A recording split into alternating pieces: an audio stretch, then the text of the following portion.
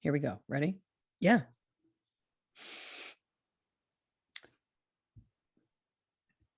Hold on. Damn it. Okay, here we go. What's up, everybody? Welcome to another episode of True Crime and Cocktails, Famous Fatalities Edition. As always, I am your host, Lauren Ash. And as always, I...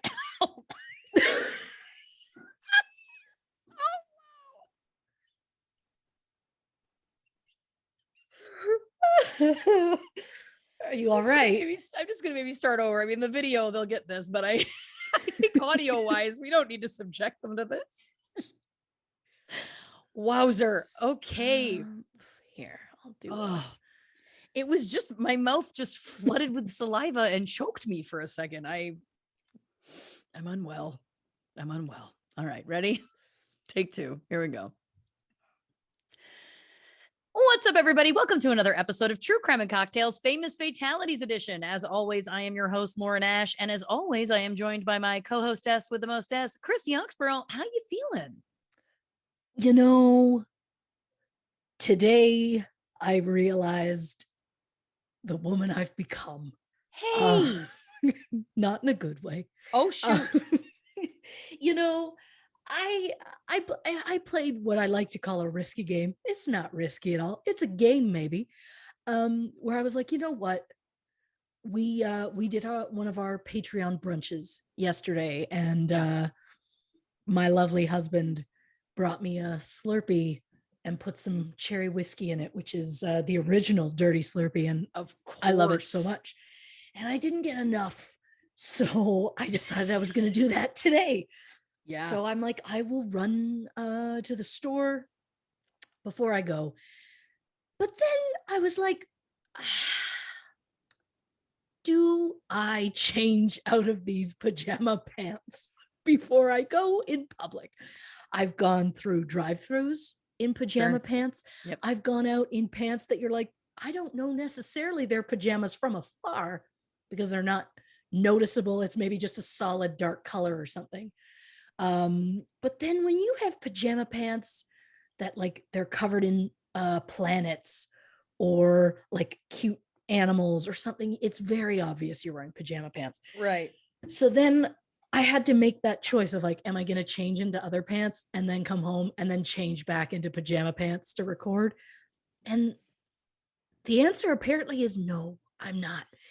So I made the choice. My husband has been saying for years, nobody cares. And I'm like, yeah, you're right, probably. But I've realized, I want to say I was about 50% there on just wear pajamas. If you're going to run to a store really quick, it's fine. I would say about 5 years into my marriage, because the first couple of years you're still trying, right, folks? Oh, wow. But then, like by year 5, you're just like, it is what it is. But then I think the pandemic pushed me the other 50%, right, where I was like braless and pajamas for a year and a half. And then it was like, shit, I have to go outside again. And I thought I could get away without wearing a bra in public, and I can't. I would like to someday. It's a dream I have. Sometimes I wear a hoodie that's a little baggy and I'm like, can you tell? You can. But I'm just whatever I can do to be comfortable, because I'm that age where now comfort has taken over and visual is just a far back seat. Not even the seat behind me, the seat. I'm driving a school bus and the front is comfort, and way at the back riding the bumper is what I look like. And how much I care about that. So that's where I'm at. Welcome to 40. You're not there yet, baby. You're not there yet. You're close. So close. You know, it's interesting you say that, because fun fact about old Ash here, I don't love going braless, which I know is crazy, because I feel like most of the breasted community does appreciate feeling free. For me, for some reason, I like to feel like I'm held in. I feel self-conscious if I don't have one on, I'm like, can people like see the shape through? You know what I mean? Like I get uncomfortable. Yeah, I am too self-conscious to go in public Yeah. without one. But Yeah. Same. if I like undo out the hole of the shirt, Yeah. throw it across the room when I'm not out. Yeah. Yeah. See, I still at home, like I don't mind having, I prefer to have one on. I know it's very bizarre, but this is all to say that if you're talking about down low underwear, don't care for them. Well, guess what, lady? We are opposites. We usually are. We're so alike, but we usually yin and yang on these things. Oh my God, if we were closer in size and we were ever in a situation, we could be like, we love these pajamas. I take the top, you take the bottom. You know, I like like that. we could be this because that's where we're at. Not that I would go topless, but that's not what I'm saying. Not that the people want to keep hearing about my boobs, or maybe some do. I don't know. I'm certain that most do. They, I will say this. I got used to throughout the pandemic being like, you know what? I'm just not going to wear one because I'm not going anywhere. And then the first like big trip I did was to see you, but in someone else's home, put on a bra. So I did. And I wore one like I tried to like the second I woke up to like roll out of bed into a bra so that I was always, I don't know, cupped. Well, I feel like I want to alleviate you of that burden. I don't feel like you need to feel that way in my home, and I don't want you to feel that way in my home. Look, it just means that when I got to the Vancouver quarantine hotel, I got messy up top. You became a Pollock painting. I basically walked into that room, closed the door, did the little locky thing, and then just like a can of Pillsbury, just cracked it open and then just it came out. Your biscuits and your crescent rolls. I got it. Yes, I have dozens of both. Listen, we all do. But yeah, that's where I'm at. Look, I respect it. I fully respect it. I like that we're still learning. Yeah. We're still learning about each other. We're learning things. Yeah. You know, absolutely.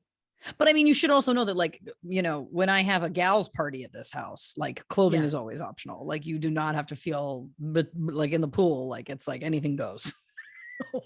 And I've talked about this. Nobody needs to. I could never.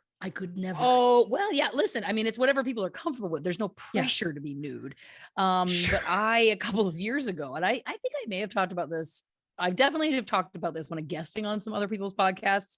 And literally I finished talking and then was met with just shocked faces, like truly like horrified. And for that, you know, well, they get what they get. But anyway, no, I had this like, you know, moment of someone I know, someone that I'm very close to, was diagnosed with breast cancer, and it made me go the other way, where I was like, you know what, we only have so much time in these meat suits, and we have, you know, we have to find some love for them. And if anything, talking about, you know, I know you and I have a shared love of smashing patriarchy, or attempting to. And I was like, the hatred that we feel for our bodies is, you know, that's their fault. Yeah.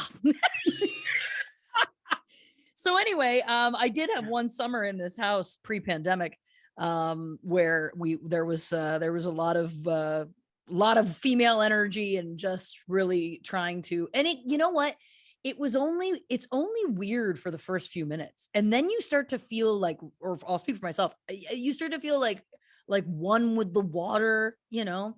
That's how we're intended to be, you know. Sure. Yeah. First of all, don't think I didn't notice that little supernatural reference with meat suits. Thank you. Second of all, yeah, I don't know if I could ever get there. Maybe, who knows? If I'm liquored enough, you never know. And who knows?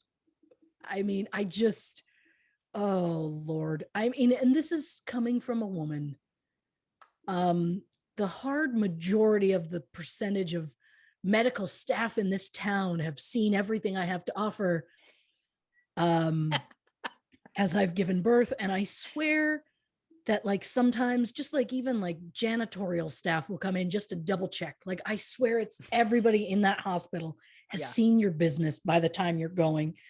And so but yet I'm barely a name on a chart. So I'm like, I think they're looking me in the who, they're not looking me in the eye. So I can't, I can't imagine being looked in the eye with a who out. I don't know why I keep calling it a who. I'm a grown woman. I Cindy Lou Who. No. Listen, there's also no Yeah. pressure. Everyone is on their own journey, and I'm not suggesting Yeah. that my journey is any better or worse than anyone else's. It's not. Again, everyone is on their own journey. For me, I found it Yeah. freeing. That's all, because I have always felt so self-conscious that then when I was just like, look, I'm gonna go for this. Let's do it. Yeah. You know, it was Well, nice. look, I'm not saying someday I'm not going to just walk somewhere topless. I might. Who knows? And I'm also not saying I want to like go to a nude beach. I don't No. want to go to like the nude pool at the Mirage in Vegas. Like that's not my Oh, that speed. sounds. That's not my speed. Nope. I'm saying with a small group of trusted women Yeah. that I know, that's as extreme as I get. I feel like maybe for me, it's I I have always I don't think I've had a group of women that I've been like, okay, we're comfortable enough. Let's just be free, do whatever live your life and be fine with it. I don't think I've ever had that. I've had like female friends over the years, but Well, this I is was it's actually funny you say that, because Leslie Seiler, friend of the podcast, she and I and back in Toronto back in the day, we used to do sketch comedy together as a duo called Corey. And we did a sketch once based on this. And what the basic premise was is that based in our real lives together at that right. time, we had been friends for 15 years or something, and we were remarking one day that it's like, isn't it interesting that I know everything about you and I've known you for 15 years, but I've never seen you nude? Like, isn't it interesting? Again, this is pre all of my own nude awakening, right? Yeah. But this is what's great. So we write this scene, and the whole premise is that it's like, well, listen, you know what? Maybe today's the day. Why don't we take a bath together? We can do this. Let's do it. And so the way we would do it on stage is we would really get naked, but in the course of the characters versions of us, we would keep a towel on. That was the whole thing, the whole conceit, because the as the scene goes, it's like we're trying to be comfortable, we're fighting it, whatever. Anyway, long story short, and then the joke is that I go to move and like get out of the tub in the scene, and then the towel falls and I'm completely naked. So I was completely naked on stage. Now the audience, of course, was only seeing my back and my beautiful ass. But then my front was going to be towards Seiler. So in rehearsals, we started talking about, because this was based in this real life conversation that we'd never seen each other naked before, I was like, I think we have to rehearse it. I was like, I think I have to just stand here openly.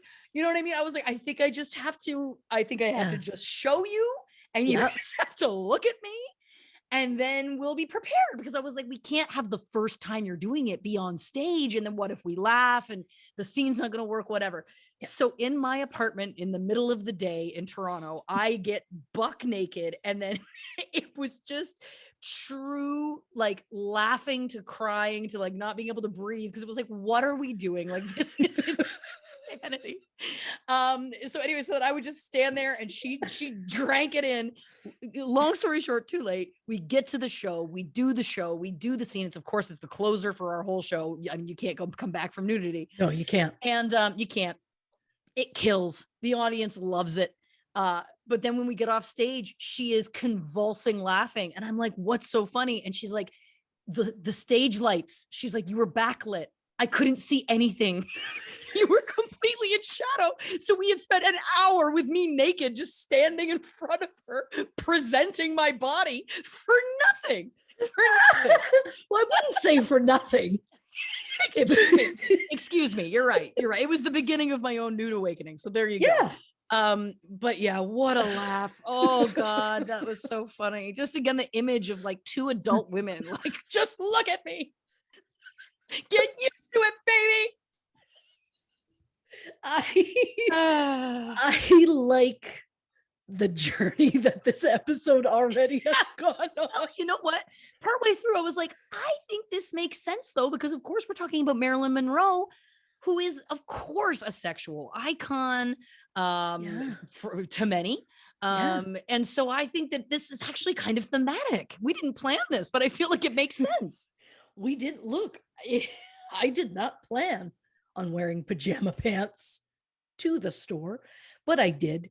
And look, when I say the store, I'll wear pajama pants to get my mail. I'll wear pajama pants to 7-Eleven. But if I'm gonna not knock it up to a grocery store, ooh, that's real pants. Oh yeah. And by real pants, I mean like yoga pants. So barely a difference. The pattern is just more calming to strangers, I suppose. The point is, I did specifically put on a bra because I was leaving the house, but then just didn't want to have to change the pants. I get it. And for me, I'll answer the door in a bathing suit. You know what I mean? Well, have you seen you? I mean, Oh, come on. Come on. Bless it out. Yeah. Listen, before we move on to anything, I need to know what you're drinking over there. You have a Slurpee. You're do. doing day 2. Is this what day 2 of Dirty Slurpees? It is. Wow. And spoiler alert, tomorrow's day 3.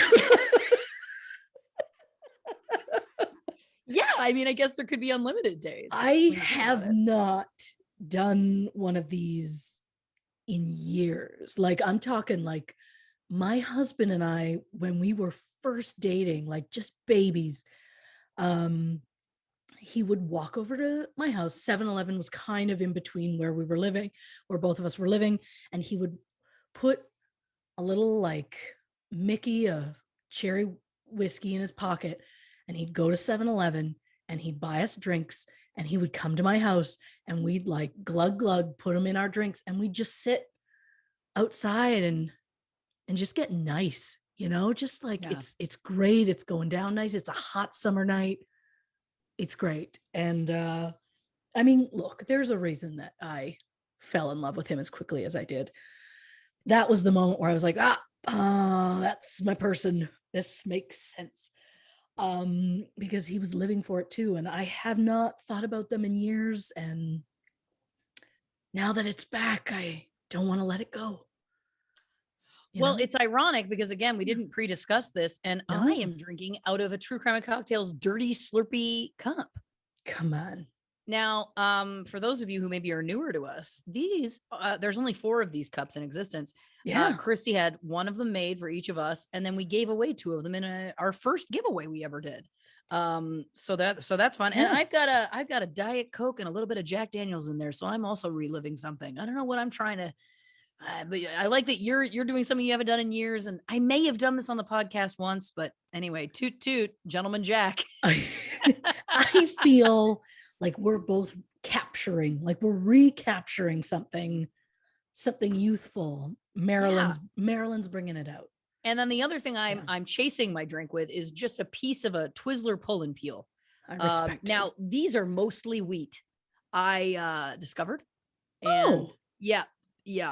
So I gotta take my gluten pills. Yeah, I was gonna say. But I just needed a little something sweet, I get that. I was working on something I'm not allowed to talk about yet. And then I came home and I ate very quickly. And then I was like, I don't know about you, but sometimes I'm like, I just need a bite. A couple of bites.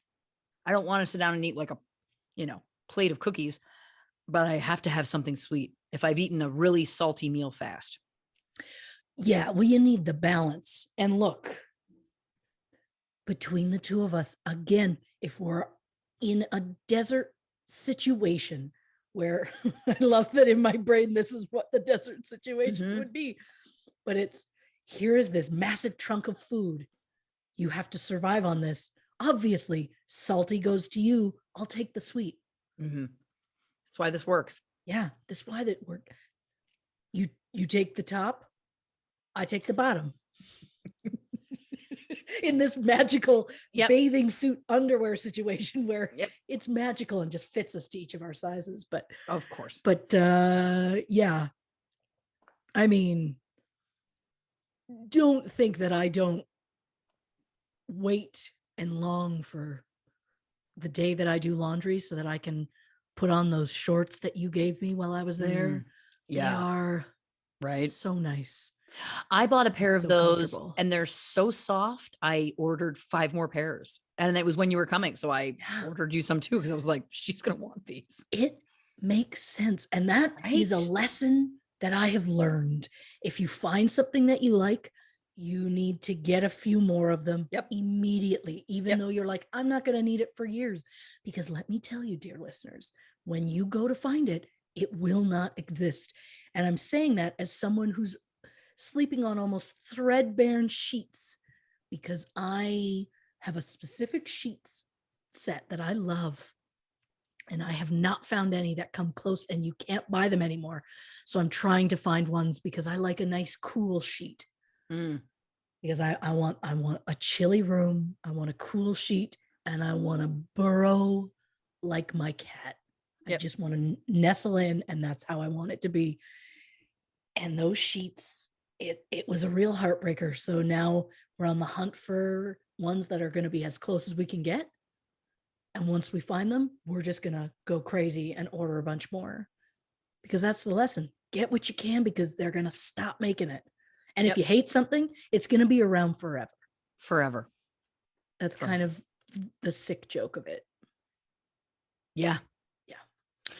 Well, listen, for those who are watching, you might be wondering, because normally we're in matching shirts and tonight I am in a pink shirt, and this is one of our new merch items. It says jazzed. I was debating when I made it to put in more Z's to the Americans. Sure. Jazzed. I was trying, but then I was like, should it be the Z or should it be the A? And then I was like, just make it jazzed. Just make it the word. I think it looks great. Thank you so much. We had a lot of requests for specific pink merch. So I have done a whole series of pink merch items. We also got requests for more crop tops. So I have 6 new crop tops. Did you know that? 6? So now we'll have a total of 7 different crop tops to choose from. You can't be stopped. I won't. I don't know why I love it so much, but I do. You like creating. I do. I really do. And you know, people asked for those things, so I delivered. What people did not ask for was merch with one of my dog's faces on it, and I made that anyway. So it should I think also that's be what noted. people want. Thank you very much. It should also be noted that there is a picture series of pieces of merch with my dog Peach's face on them. It says "Bad Bitch." She's doing kind of like a Cardi B, like tongue out thing. And for the month of July, 10% of all the profits we make on any of the Bad Bitch merch is going to go to Friends of Milo, which is the rescue, of course, that brought Peaches into my life. So check it out, truecrewmerch.com for that and so much more. Should we get into it? I feel like we should dive in. Yeah. If people think we've been on a journey already, buckle up, because this is going to be, I don't even know where my notes are. 3 documentaries and 4 books is what you're about to get. Wow. 4 books. Jesus. So brace yourselves, because it seems cohesive at the beginning. And then I think I go on a tangent, and there are a lot of side notes that don't need to be there, but I like a side note now, because Basement Christy has won. Yep. Christy has learned, let Basement Christy do what she wants and she won't fuss. Yeah. So Basement Christy liked the side notes, so I guess they're here to stay. Well, listen, I think that's a beautiful thing. I love the side notes. Well, brace yourself. You don't know what side notes are coming. All right. Right now, I don't think either do I. It's a journey for all of us. Yeah, we're all going to discover it at the same time. Yeah. So like we said, this, of course, this episode, we're going to be talking about Marilyn Monroe. Now, this was one of our Patreon poll winners. Every month on Patreon, we provide 4 names, and those who have signed up to become patrons get to vote. And so then we will cover whatever person they choose, whatever famous case they choose. So to learn more about that, go to patreon.com/true crime and cocktails. We have a whole lot of fun over there. So Marilyn Monroe. Marilyn Monroe is most known for being the blonde bombshell during the golden age of Hollywood. She starred in Some Like It Hot and The 7-Year Itch and was part of more than 30 films before her life was tragically cut short at the age of 36. The coroner listed Marilyn's death as a probable suicide. But if it was a suicide, then why did her housekeeper wait hours after discovering the body before she called the police? And why did some of the autopsy samples get destroyed before they were even tested? Oh, God, I like you a lot, you know? And you. Now, Oh, it's amazing because I don't feel like I know that much about Marilyn Monroe in general, but yeah. certainly about her death. So I'm very excited about this episode. This was a real learning experience. I mean, a lot of them, I don't think there's been a case so far where I'm like, I know everything. Obviously, I learn things every time, but this one, it was like, oh, obviously, I know who she is. Like, it's huge and it's not a surprise. And then you start reading things, and it's just like, I had no idea. And so it's become a thing that I will say to my husband without me meaning for it to, where I'll be doing something for a case, and he'll just ask how it's going, and I'll be like, you know what? If I had a time machine, so now it's become the joke of like, if I get a time machine and I'm only allowed one thing, what would I do? Wow. That was always the thing. And my answer was always, I wanted to go back and see things about Kurt Cobain. I wanted to stop it, was my thing. And my answer changed this time. I was like, you know what? Even if I just had one moment with a time machine, all I would do with it right now, I just want to go back and give Marilyn a hug and tell her she is loved. Oh, wow. Because I don't know if she ever heard it. Well, This is wow. it's a real ride we're going on, folks. Well, before we get in that time machine, let me get my blanket and put it in the dryer because I got to wrap that warm blanket around her, fresh out of the dryer. You want nothing but to hold her and just be like, you are loved. That's all I want to, like, it. Everything I read, I'm like, oh, nope.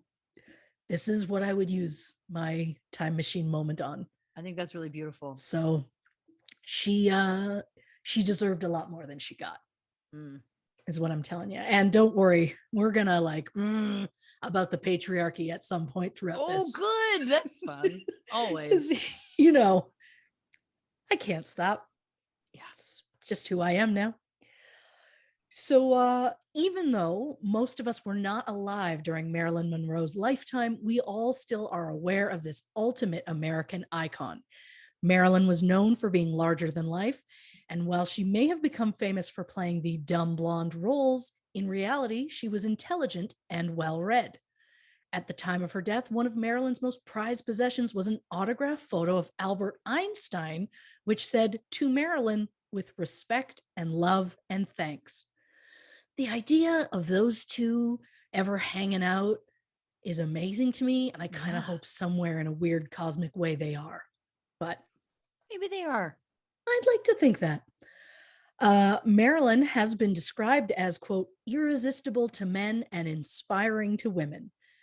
Now, in order to best understand Marilyn, we unfortunately are going to have to go back 60 years before her death and start with her mother, Gladys. We're not going to like Gladys. Oh, boy. We're not going to like most of the people I mentioned. We'll like Marilyn. Oh. Most of the rest, well, maybe a couple we might, but we'll see. So Gladys Pearl Monroe was born May 27th, 1902 in Mexico to Otis and Della Monroe. The family moved to Los Angeles County, where Della gave birth to a son, Marion, in 1905. Things started to get a bit rough for the couple. Otis started to drink heavily and stay away from home for days at a time. During the summer of 1908, Otis became semi-paralyzed and was admitted to Southern California State Hospital, where it was discovered he was suffering from syphilis of the brain. Oh, dear. After 3 months, Della could no longer endure visits to her husband as he was mentally beyond recognition. 9 months later, Otis died at the age of 43. Mere months later, Della would be entertaining eligible bachelors and widowers, as Gladys would say later, quote, "Mama liked men." Wow. Yeah. Well, Yeah. Don't think I didn't think, God, would my kids ever say that? God, I hope not. Della would be engaged multiple times before marrying Lyle Arthur Graves in March 1912.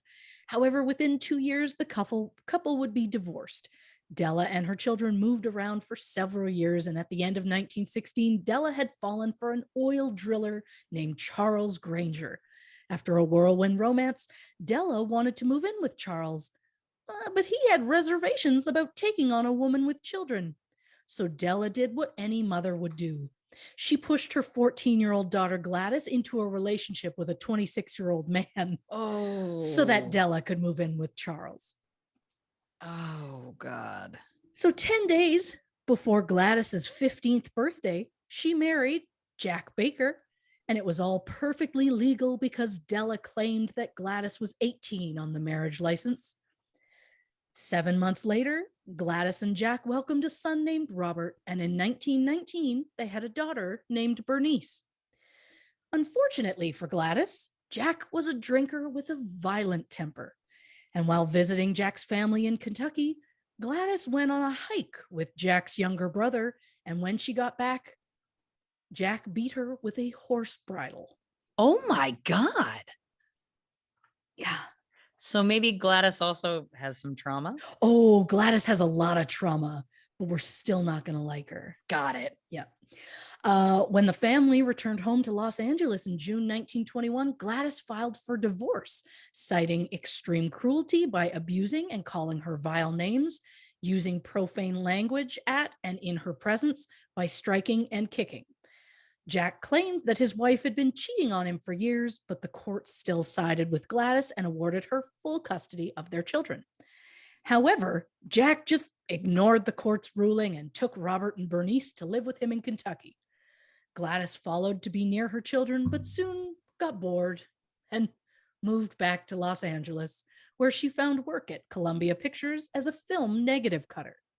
In 1924, Gladys became smitten with Martin Edward Mortensen, a meter reader for the Southern California Gas Company. The couple married in October 1924, but Gladys soon found her new husband to be exceedingly dull. Gladys left Martin, but he tried repeatedly to win her back. Martin then filed for divorce, stating that Gladys had deserted him. Near the end of 1925, Gladys was separated from her husband, but she had no idea where he was. She then soon discovered she was pregnant by a man named Charles Stanley Gifford. On New Year's Eve, Gladys told Charles that she was pregnant, hoping that the spirit of the season might cause him to propose. It did not. Oh dear. Charles was newly divorced, and he was kind of getting used to the idea of a little bit of freedom, so he offers her some money. Gladys refuses. Charles then offers her well, Gladys, you're very lucky to still be legally married to this other man, so you can at least give the baby his last name. Whoa. Yeah. So Norma Jean Mortensen was born June 1st, 1926 in Los Angeles County Hospital. On the birth certificate, Gladys listed her first 2 children as dead. What? They weren't. They're going to come back briefly later. Gladys listed the father as Charles Gifford, and for some reason, under the father's occupation, Gladys wrote Baker. And somehow things got mixed up, and Norma Jean would be baptized as Norma Jean Baker. Shortly after giving birth, Gladys fell into a deep depression, barely caring for her daughter. At one point, Gladys became so confused that she attacked her best friend and coworker, Grace McKee, with a knife. Later in life, Norma Jean would say that one of her earliest memories was of her mother trying to smother her in a crib with her pillow. Oh, wow. Yeah. Gladys's mother, Della, who was still in her life, yet refused to actually help her, suggested that Gladys give the baby to a couple that lived across the street. So at just 12 days old, Norma Jean was sent to live with Wayne and Ida Bolander, who took in foster children to supplement their income. Mm. The state paid them $25 a month for each child. But since Norma Jean wasn't technically a foster child, the state wouldn't pay for her, so Gladys paid the fees out of her own pocket for the next 7 years. Wow. When Norma Jean was 1, Della mentally snapped and broke into the Bolanders' home by elbowing the glass out of the front door, looking for her granddaughter. The police were called and Della was taken to Norwalk State Hospital, where she was plagued by hallucinations and delirium. She died a month later. Cause of Wow. death was listed as inflammation of the heart muscle, better known as myocarditis, as well as manic depressive psychosis. Norma Jean stayed with the Bolanders, who were extremely religious, like footloose level, no dancing or singing kind of religious. Norma Jean wasn't even allowed to go to the movies. And while living with her foster family, Norma Jean would have visits with her mother, Gladys. However, Norma Jean didn't realize that Gladys was her mother, partially because Norma Jean was terrified of her. In June Oh. 1933, Gladys arrived at the house to take Norma Jean home with her, and the poor kid was found cowering in a closet. Gladys, who was considered to be fun-loving by her co-workers and friends, soon became sullen and depressed while caring for Norma Jean. So once again, the poor kid gets sent off to live with a foster family, this Oh. time a British couple known as the Atkinsons.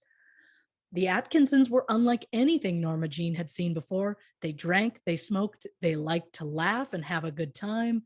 They gave Norma Jean a grass skirt and taught her how to hula dance, to juggle oranges, and to throw knives, which I have more questions about, but I guess Yeah. it was a different time.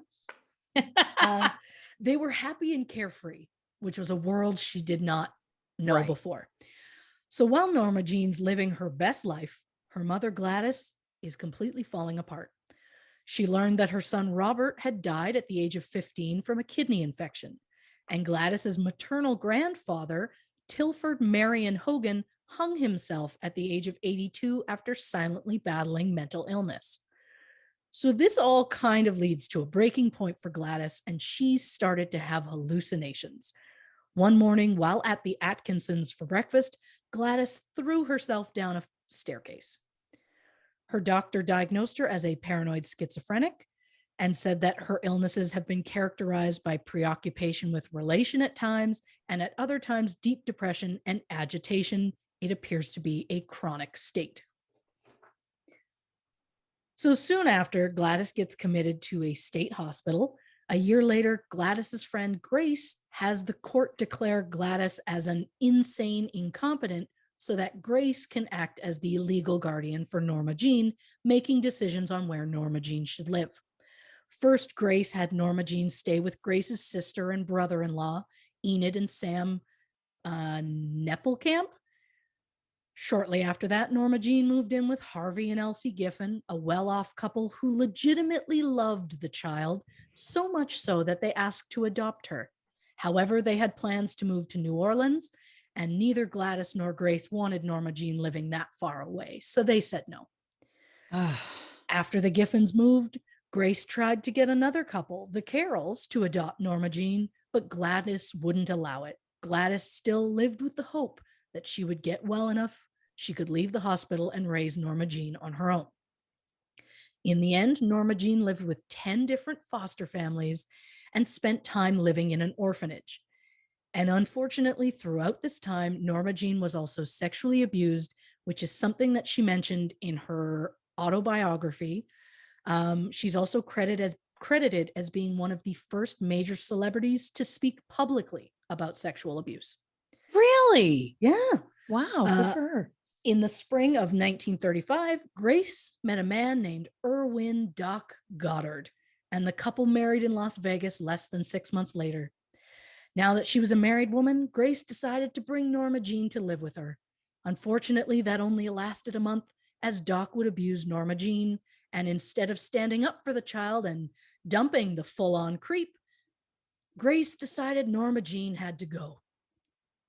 But no foster families were available in the area, so Norma Jean was sent to the Children's Aid Society orphanage in September 1935. The matron of the orphanage wrote in Norma Jean's file, quote, "If she is not treated with much reassurance and patience at times, she appears frightened. I recommend her to be put with a good family." So in February 1936, Grace petitioned the Los Angeles Superior Court to become Norma Jean's legal guardian. Her petition was granted a month later, which meant that she started getting government checks for Norma Jean's care, taking in $25 every month. However, Grace would leave Norma Jean to live at the orphanage for another 17 months. Stop. Oh, you're right. This poor woman. Yeah. Oh, this poor child. Oh, God. In June 1937, Grace and her bastard husband, Doc, took Norma Jean back into their home, only later to be passed on to an Aunt Olive. Unfortunately, once again, Norma Jean was assaulted in her new home, this time by one of her cousins. Oh, yeah. I want to say it gets better for her, but we all know it doesn't. Yeah. So Norma Jean is taken to live with Grace's aunt, Anna Lauer, who was a Christian Scientist. Around this time, Norma Jean suffered abnormally painful periods and would later be diagnosed with endometriosis. Thank you. I was going to get there. Maybe, probably not. However, living in a Christian Scientist home, Norma Jean wasn't permitted to use any kind of medication, not even aspirin. Around this point in time, while a patient at Agnews State Hospital, Gladys wrote to Norma Jean to tell her her half-brother was dead. Oh, and yeah, by the way, you have a half-brother. And then it was like, oh, and by the way, you have a half-sister. She's alive. She's 19 or something. Like it, I just can't imagine being like, so your half-brother has died. You have a brother.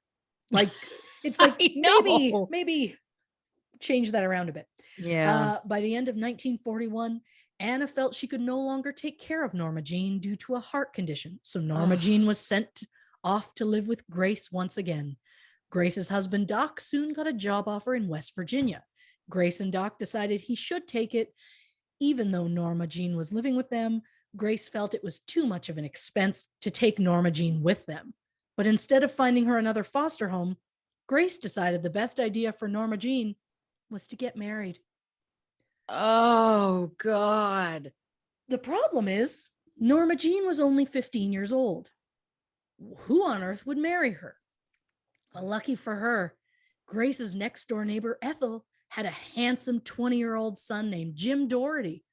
Jim was a former Van Nuys High School football captain and class president who was currently working at Lockheed Aircraft. Grace arranged for Jim to take Norma Jean to a Christmas Eve dance. Jim's mother, Ethel, suggested maybe Jim propose, to which he said, and I love this, quote, "My God, she's just a baby." Oh, yeah. I was ready to call out Jim, but no, I think Jim is okay. Not supportive, but he's okay. Okay. Then Ethel said if Jim didn't marry her, Norma Jean would go to an orphanage. So Jim took Norma Jean on a few more dates and decided he would in fact marry her. Oh. And in 1942, at the age of 16, Norma Jean got married. A year after their wedding, Jim enlisted in the Merchant Marines. He was sent to Catalina Island for training, where Norma Jean joined him.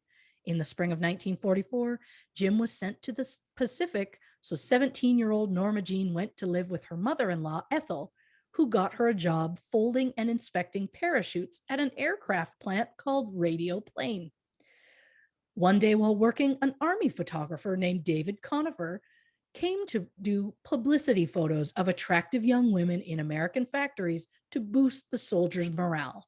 When he came across Norma Jean, he asked if she would pose, and then he introduced her to a modeling agent, Emmeline Snively, who convinced Norma Jean to straighten and bleach her hair as she would get more jobs as a blonde. Norma Jean started appearing on magazine covers all over the world, While in Buenos Aires with the Merchant Marines, her husband Jim pointed to a cover and said, "Hey guys, that's my wife." The guys went, "Sure it is." So then the problem with that was it kind of got him a little rattled. It was under his skin. He didn't like that people were like, "That woman's way too hot for you." So he told Norma Jean, "When I get out of the surface and come home, this stops. We're going to have a family." In 1946, Norma Jean appeared in 5 magazines in 1 month, which led to an interview with 20th Century Fox. She was given a screen test immediately by sneaking her onto a set of a movie that was shooting and filming a quick scene while the movie was on a break. The film was developed and slipped into the daily rushes that the studio head was viewing, who immediately offered Norma Jean her first movie contract. The studio put it into the contract that they had the right to rename her, as they just didn't care for the name Norma Jean. So they chose a name they liked, and Norma Jean requested to use her mother's maiden name, and Marilyn Monroe was born. While on the Yangtze River in China, Jim received a letter from an attorney stating that Norma Jean was divorcing him because she was ready to live as Marilyn Monroe. Yes. Gladys was let out of the state hospital and lived with an aunt in Oregon until Marilyn was able to afford to bring her mother to Los Angeles. Gladys showed Marilyn a photo of her father, but said he was killed in an auto accident in New York, which he was not. Oh. At the time, Marilyn was doing small extra work, such as passing by and saying hello in Scoota Who, Scoota Hey, which is the most interesting title of a movie I may have heard, Yeah. and as a waitress in Dangerous Years. But since they weren't using her very much, the studio dropped her. Taking her final check to get cashed, Marilyn got lost and came across a police officer for help. He escorted her to a store where the manager agreed to cash the check. Then she headed to a doctor's appointment where she said she had a cold and hadn't slept for a few days, so the doctor prescribed sleeping pills, something that's going to come up later in our story. I bet it is. So, not feeling well, Marilyn goes home and heads to bed early after taking her new prescription. Around midnight, she wakes up to a noise, and it turns out that someone was cutting the screen out of her bedroom window. Marilyn jumped out of bed and ran outside to see what was happening. There was a man climbing into her bedroom window. Marilyn runs down the street, calls the police from a neighbor's house. 2 detectives arrive and check Marilyn's apartment. They find no one. They tell her, "Don't worry. Once a prowler gets scared off, they don't come back." Then someone knocked on the door. It was around 1 a.m., so Marilyn told the detectives she wasn't expecting anyone. When she opened the door, the prowler lunged forward and grabbed Marilyn. The 2 detectives stepped in. The dude, the prowler, had the audacity to claim he was a friend of Marilyn's. And the detective said, "Well, he knows your name and your address, so he must be your friend." Thankfully, they still decided to frisk him before they left, and they found a gun in his pocket. And when they looked a little closer, they realized it was a police gun. Oh, wow. The prowler turned out to be the police officer that helped Marilyn find somewhere to cash her check. So he would have got her name and her address off the check. Oh, oh my God. That's the first time I've choked on this show, I think. I'm so sorry. Wow. Yeah. This was book 4. So this one really came through for me. But then the detectives were like, you know what? He's new to the force and he has a wife and a 14-month-old baby. And if you press charges, it would, quote, give the police force a black eye. So Marilyn didn't press charges. Give the police force a black eye. Yeah. That sounds like a fantasy. Power case. Yeah. Power case. Yeah. So August 1947, Marilyn attracted the attention of established Hollywood couple John Carroll and Lucille Ryman Carroll, who was the head of talent at MGM. However, the head of MGM studio, Dor Shari, said that Marilyn was, quote, not photogenic and that she didn't have, quote, the sort of looks that make a movie star. Oh, that's rich. What a That is blind rich. sack of shit. Yeah. But he seemed to be the only one with that very wrong opinion. Studio executive Harry Cohn invited Marilyn to accompany him on a trip to Catalina on his yacht. She said, quote, "Of course, I'd love to take a trip with you on your yacht, Mr. Cohn. And I so look forward to meeting your lovely wife." He was so enraged and said he'd give her a last chance. She could sleep with him right then and there. She refused. She was dismissed from his office. Marilyn said, quote, "I was determined no one was going to use me or my body, even if it could help my career. I've never gone out with a man I didn't want to."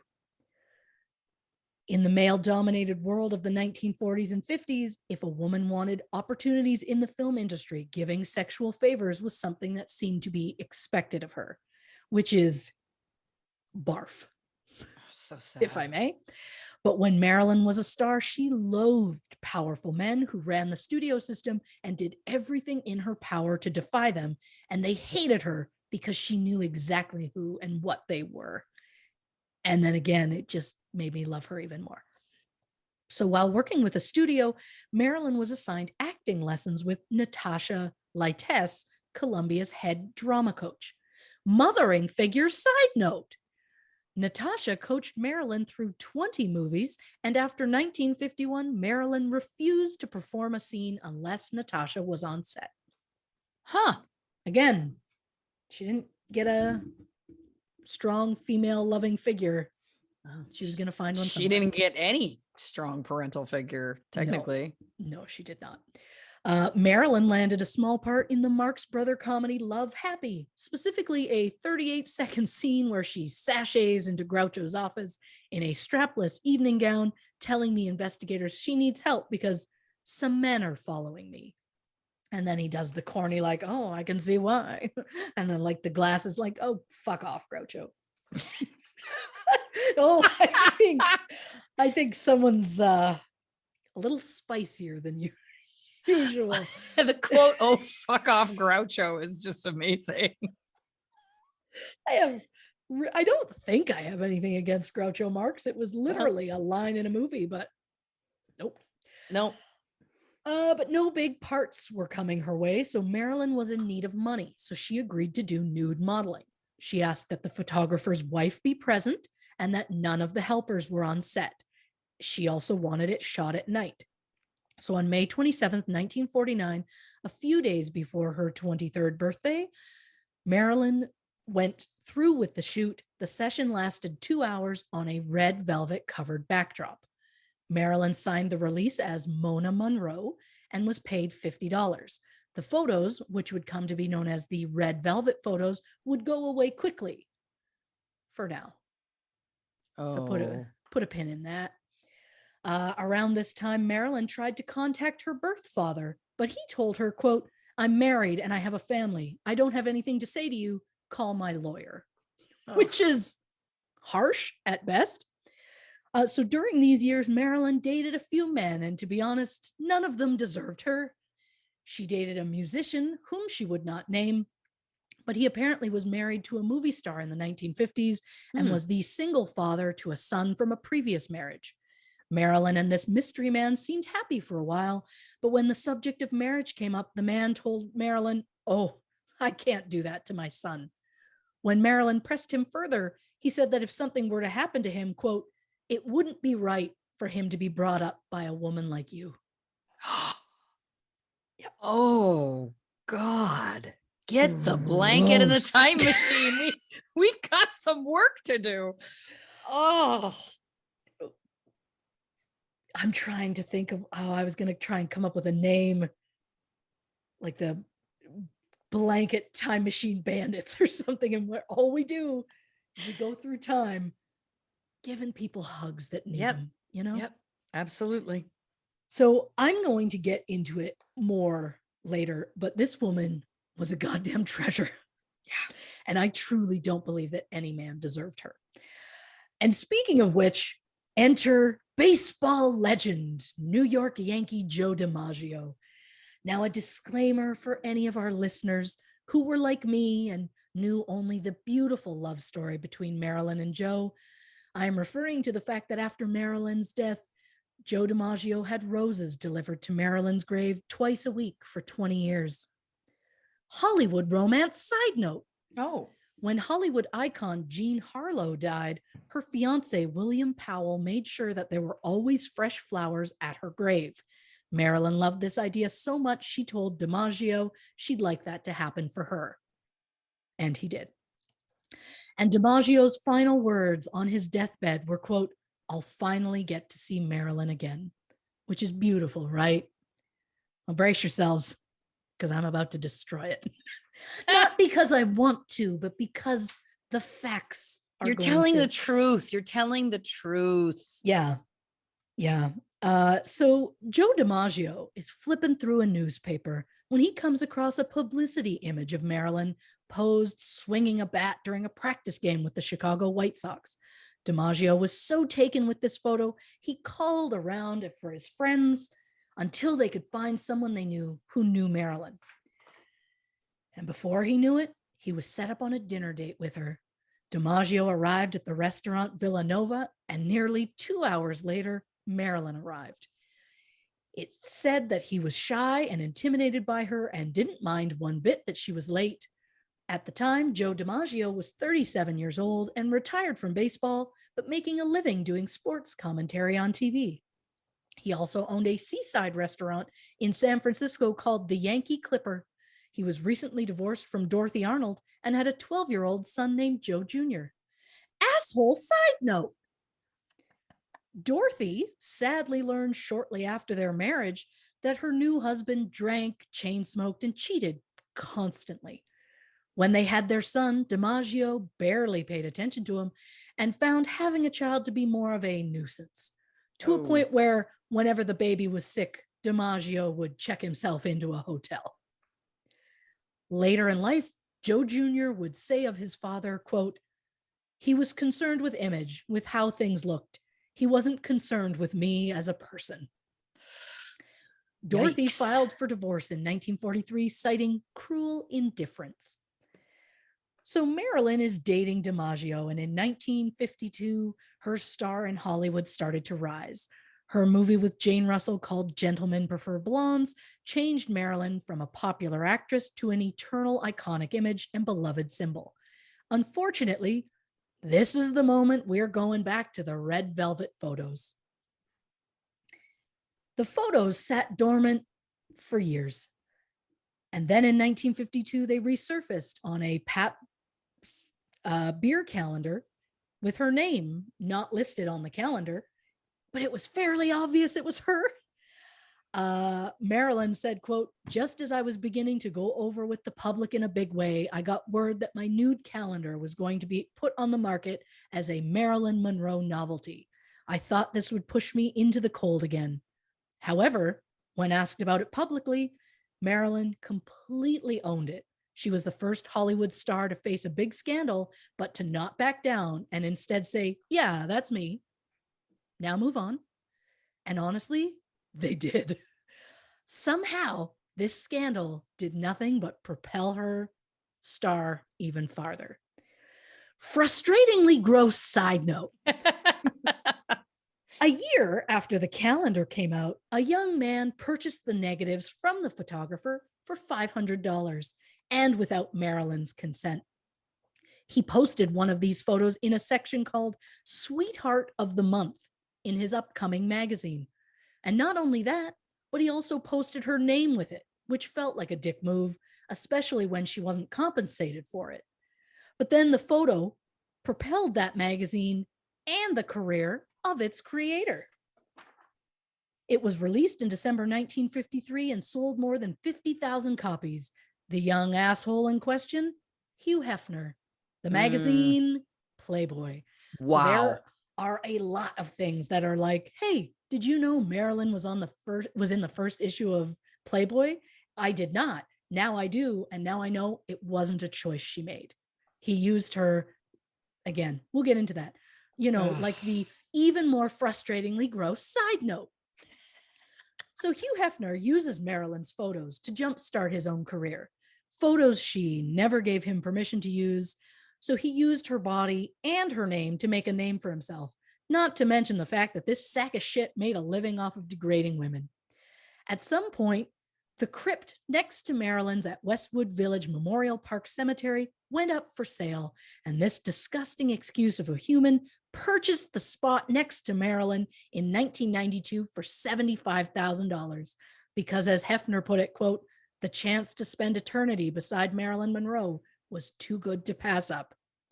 Hefner died in September 2017 from sepsis brought on by E. coli. And if there is any justice in the afterlife, I pray that Marilyn has never had to lay eyes on him. Yes. I didn't know he died from E. coli. Yeah. Was he eating poop? As far as I'm concerned, yeah, sure. let's tell the world it. I mean, I don't miss him. There it is. You can get E. coli from other things. Like you can get E. coli from not properly washed spinach or whatever, but sure. At the end of the day, it's poop. Yeah. Well, I'm not saying it's your fault. No. I'm saying that most people, I'm sure, who get E. coli, it's not their fault, but yeah. Well, it's his fault. Let's just say it.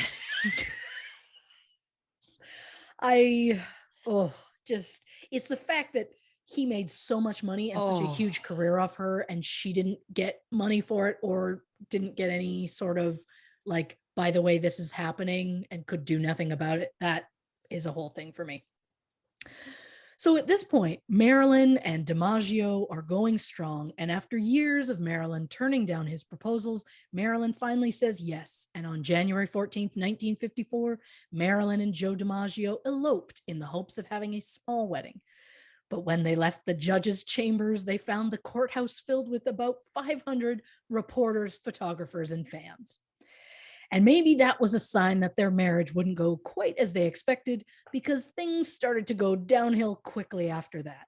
Not only did Marilyn do a 10-show USO tour in Korea during their honeymoon, but this was also the time that Dimaggio decided that their marriage needed some ground rules.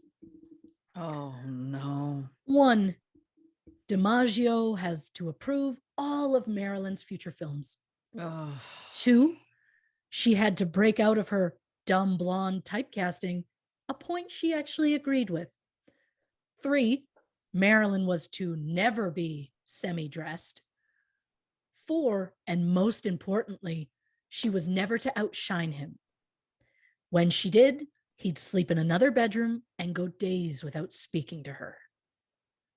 Dude, you married the brightest fucking star on the planet, and you think your dull ass Yankee boring shit is going to outshine Marilyn Monroe? Oh my God, fuck off, Joe Dimaggio. And take Groucho with you. No, yeah. I've got nothing against Groucho yet. Maybe I'll look him up and then next week just start going off about Groucho. Update. Yeah. Groucho update. Oh, that's given me life. I may have to look into that.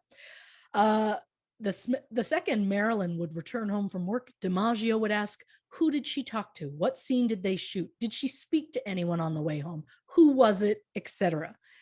And if that kind of treatment wasn't bad enough, Dimaggio also became physically abusive with Marilyn.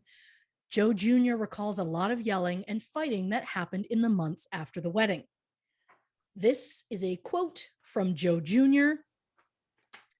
Quote, I was asleep downstairs and I woke to the sound of my father and Marilyn screaming. After a few minutes, I heard Marilyn race down the stairs and out the front door, and my father running after her. He caught up to her and grabbed her by the hair and sort of half dragged her back into the house. She was trying to fight him off, but couldn't. It's been said that on one occasion, Dimaggio even ripped an earring from Marilyn's ear. The state of their marriage caused Marilyn intense anxiety, and she started drinking and taking sedatives. Dimaggio demanded to be on set for The 7-Year Itch. And for those who aren't familiar with the movie, this is the infamous subway scene where Marilyn stands on a grate in this gorgeous white dress, and the air blows up the dress, and the dress flies up. The images of that scene have become iconic and are usually the first thing people think of when they think of Marilyn. Fashion side note: the iconic dress would later be auctioned off for $5.52 million, setting a record for the highest amount ever paid for a dress at auction. To who? Hugh Hefner? Oh God, I was hoping he was dead already, but Oh, wow. I don't know. I'm assuming probably like a museum or something, but just something to draw in crowds, maybe. Yeah. I don't know. Wow. Oh Lord. Wow. Well, listen, Yeah. there's so much that we're already learning. I didn't realize Joe Dimaggio was so abusive. This is so sad. This poor woman, everyone just using and abusing literally and figuratively. This is just, it's very overwhelming already. I have to say it. Every single person in her life. It's sad. Yeah. I'm also going to say I have a misguided memorial side note, Oh, okay. which doesn't make things better for her. But in 2011, a statue called Forever Marilyn was unveiled in Chicago. The 26-foot tall, 17-ton statue was crafted from steel and aluminum by John Seward Johnson II. The statue moved to Palm Springs in 2012 and stayed on display for 2 years before moving to New Jersey in 2014. In June 2021, the statue returned to Palm Springs, where it is expected to live in front of the Palm Springs Art Museum for the next 3 years. However, people hate it. And honestly, same. The best word to describe it? Eyesore. Oh. Not to mention the fact that it is sculpted in Marilyn's likeness from the subway grate scene from 7-Year Itch, with her skirt blowing up around her. A lot of people find it misogynistic and exploitive, and honestly, same. It's appalling. There is a hearing set for July 20th of this year to decide whether the statue stays or not. Where it would go if the hearing says for it to leave, I don't know. I just think if you're going to honor a person, maybe don't do it in a way that has people looking at her underpants. Underpants. Listen, all I know is if she's 26 feet tall, I'm going to need a 20-foot tall blanket that I'm going to need to get very hot in a dryer, put it around that statue to send a message that that's what she needed. Yeah. I mean, my point, I'm not being a prude. If Marilyn had wanted this, Of course. I would say, of course. But that poor woman spent the majority of her life trying to find someone who would love her for who she is, not what she looks like. So I truly believe she would have hated that fucking thing. I think that's fair. Again, it is so tall that if you try to look up at her, you're just gonna see, again, underpants. And I just stop it. Just treat her nicely. If it was a statue of me, you'd be getting a whole lot more. They'd be too focused on the, well, no, I guess everything would be all clinched in at the top. Yep. So yeah, they'd be looking at the show. Yeah, exactly. Whereas mine would be the opposite. You'd want to look up to see everything that's covered, because the top would be just swaying in the breeze. God, what would that like? I just like the idea that for some reason there is a pair of 26-foot tall true crime and cocktails statues, and for some reason they've dressed each of us half nude.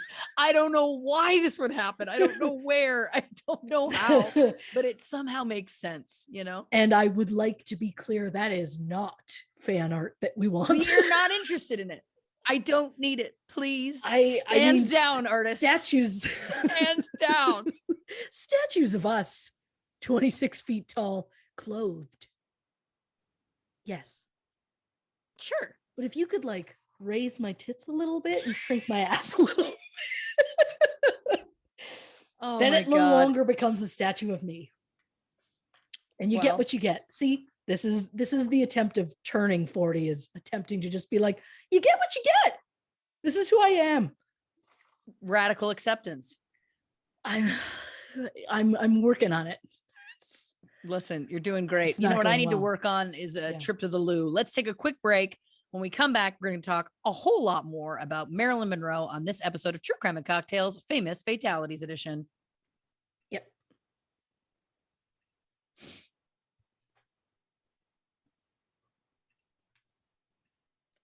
Welcome back to the. Oh my God. I can't. Wow. I mean, unhinged would be the best way to describe me currently. Just unhinged. As I was saying, welcome back to this episode of True Crime and Cocktails. Of course, we are discussing Marilyn Monroe, and I think the ghost of Hugh Hefner may be haunting me right now because I said he ate shit. So there you go. Oh, all right. We left off. We were talking about a giant inappropriate statue. Yes. What you got for me now? Well, speaking of the movie the statue was based on, Yeah. the director of The 7-Year Itch felt the need to do 14 takes of that scene. Mhm. And since it was outside, there was quite a crowd of gawkers. And guess who didn't care for that? Oh. Joe Dimaggio. Oh. So when they get back to the hotel after, Dimaggio and Marilyn get into a massive fight, which resulted in Dimaggio hitting her. And 4 weeks later, just 8 months after the marriage, Marilyn files for divorce, citing mental cruelty. Oh, God. This, of course, destroyed Dimaggio, who spent the rest of his life obsessed with Marilyn, which brings me to a super fucking creepy side note. Oh. Numerous sources have confirmed that after their marriage ended, Dimaggio spent $10,000 on a life-size sex doll made in Marilyn's image. Stop. A year after their marriage, or after their divorce rather, he showed the doll to a woman he was seeing and said, quote, "She's Marilyn the Magnificent. She can do anything Marilyn can do, except talk." Barf. What's going on, man? What's going on, man? What's going on? Well, I have a theory about professional athletes, but that's neither here nor there. It is believed that Marilyn knew nothing of the doll because despite the fact that she divorced Dimaggio, she couldn't fully quit him. He was her knight in shining armor, always coming to her rescue when she needed. And honestly, at that point in her life, there was no one else that would come when she called. Weeks after filing for divorce, Marilyn had some sort of gynecological surgery, and it was Dimaggio who took her to the hospital and stayed with her throughout the 5-day stay at the hospital and weeks of recuperation at home. Marilyn, in turn, took Dimaggio out to celebrate his 40th birthday. Dimaggio even started going to therapy for anger management in the hopes of winning Marilyn back. And while she never officially took him back, he will once again rear his ugly head in our story later on. Of course. In December 1954, Marilyn donned a brunette wig and used the name Zelda Zonk, which I love so much. Yeah. To travel to New York to reinvent herself. She soon began an affair with playwright Arthur Miller, known for Death of a Salesman and The Crucible. At the time, Marilyn was under contract with Fox Studios and was the only female star up to this point that was given director approval written into her contract. No other female star was given that level of creative control with the studio. So Marilyn, revolutionary. There you go. She would also later start her own production company after getting tired of only being offered the same type of dumb blonde roles. So yeah, Marilyn was a trendsetter. There you go. If I had read this stuff a year ago, before I got cats, I guarantee one of my cats would be named Zelda Zonk. I Yeah, guarantee. yeah, that's a good Because one. Zelda Zonk is in my heart, and I'm thinking a third cat, and I just feel like I've heard my husband when this episode drops going no from another room. And so I feel like if I hear it, I'll be like, yeah, he got to that part. In 1956, Miller would be investigated by the House Un-American Activities Committee, the HUAC. Miller was a left-wing thinker and had attended meetings with other writers who identified themselves as communists and supported communist ideology. So people started to think that Arthur Miller might be a communist. On June 21st, 1956, he was called to testify in front of the HUAC in Washington about his alleged communist associations and asked to name some of the other people who also attended the meetings. While Miller admitted to attending a few Communist Party writer meetings, he refused to name anyone that was there. And after the meeting, when he was asked about his future plans, he announced he would be marrying Marilyn Monroe, which was news to everyone, including Marilyn. The couple then married in a 4-minute civil ceremony at the courthouse in White Plains, New York, June 22nd, 1956. And on July 1st, the couple had a quiet wedding at the home of Miller's agent, Kay Brown. Miller flew with Marilyn to the UK, where she would film The Prince and the Showgirl with Sir Laurence Olivier. Miller agitated the crew by commenting on scenes and talking about all of the edits he felt they should make. Oh my God. This is like Brittany Murphy and what's his name? OG. Yeah. And to that I say, stand down, Arthur. Stand down. 100%. Hollywood side note, not as fun name, but still a side note. During Marilyn's time filming The Prince and the Showgirl, it is said that she had a brief love affair with a PA named Colin Clark. He wrote a book about it, and the book became the basis for the 2011 movie My Week with Marilyn, starring Michelle Williams as Marilyn and Eddie Redmayne as Colin. The reenactments in the movie of the scenes from The Prince and the Showgirl were shot on the same soundstage as the original. I actually made my husband watch that movie last night.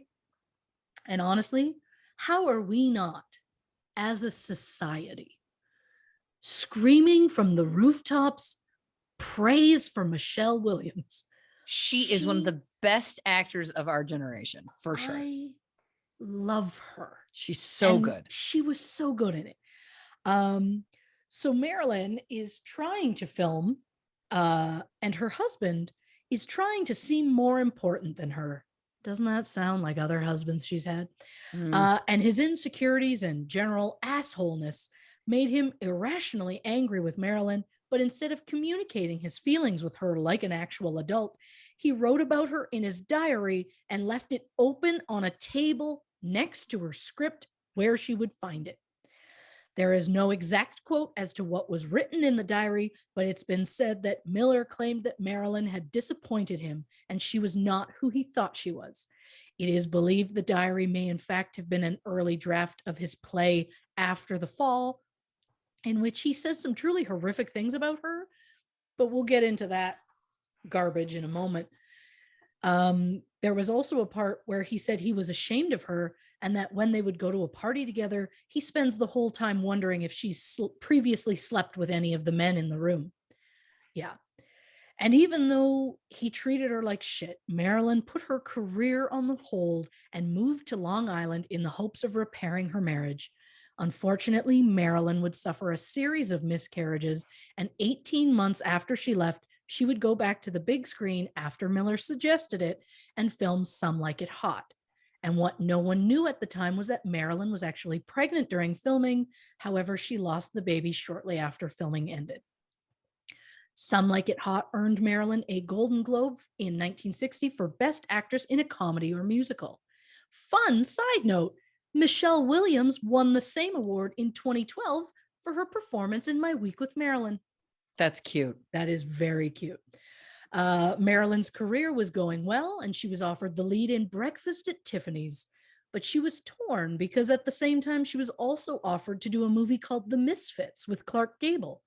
And while it seemed like she had to make a tough choice, I don't feel like she felt she had a choice at all, because The Misfits was written by her husband, shitty Arthur Miller. Oh, He called it his Valentine to Marilyn. So Marilyn turns down Breakfast at Tiffany's, which I think is a travesty because, God, I would have loved to have seen that. Not that there's anything wrong with the way it is. I'm just saying I'm on a real Marilyn kick now, folks. Yeah, So it is what it sure. is. So she films The Misfits, which would go on to be her last completed film. The film made Marilyn feel used, as it would not have been made without her name attached. And she's right. Her husband used her name to get studios interested in it. But it's not the only time the piece of shit used her. After Marilyn's death, Miller would use her again with that bullshit play After the Fall, which he claimed was autobiographical and was very unflattering about Marilyn and their marriage. So shortly before the film's premiere, Marilyn and Miller got divorced, and thank God, because he never deserved her. Yeah. Hollywood small world side note. I told you they were going to come up, folks. I love it. Can't be stopped. She can't be stopped. Not to dwell on this piece of shit, but I was fascinated by this. So Arthur Miller married someone else less than a year after the divorce from Marilyn. How women found him to be desirable, I don't understand. So Miller and his wife had a daughter named Rebecca in 1962 and a son named Daniel in 1966. Their son was born with Down syndrome, and Miller not only had him institutionalized, but he refused to visit him.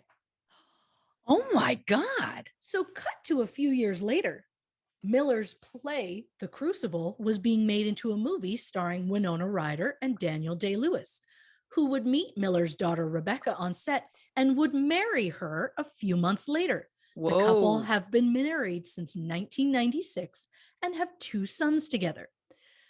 It is said that Daniel Day-Lewis met his brother-in-law frequently and that he was the one to persuade Miller to visit his own son. So kudos, Daniel Day-Lewis, and to Arthur Miller. Now, how did Arthur Miller end up dying? Was it also E. coli? Can I also say maybe he ate shit? I think he died. Crap, I did look it up. I don't think it was painful enough. I just stop using people. It's gross. Oh, it's terrible. So the divorce from Arthur led Marilyn to a very fragile mental state. In February 1961, she told her psychiatrist, Dr. Chris, that she'd considered jumping out the window of her 13th story apartment. But when she looked down, she saw a woman on the sidewalk and, quote, "I was afraid if I jumped, I could splatter all over her, so I just couldn't do it." On February 7th, Dr. Chris drove Marilyn to the hospital, where Marilyn signed herself in as Faye Miller. However, it wasn't quite the experience that Marilyn thought it would be. While she was expecting a quiet place to decompress and have some one-on-one time with doctors, instead, the second she signed in, she was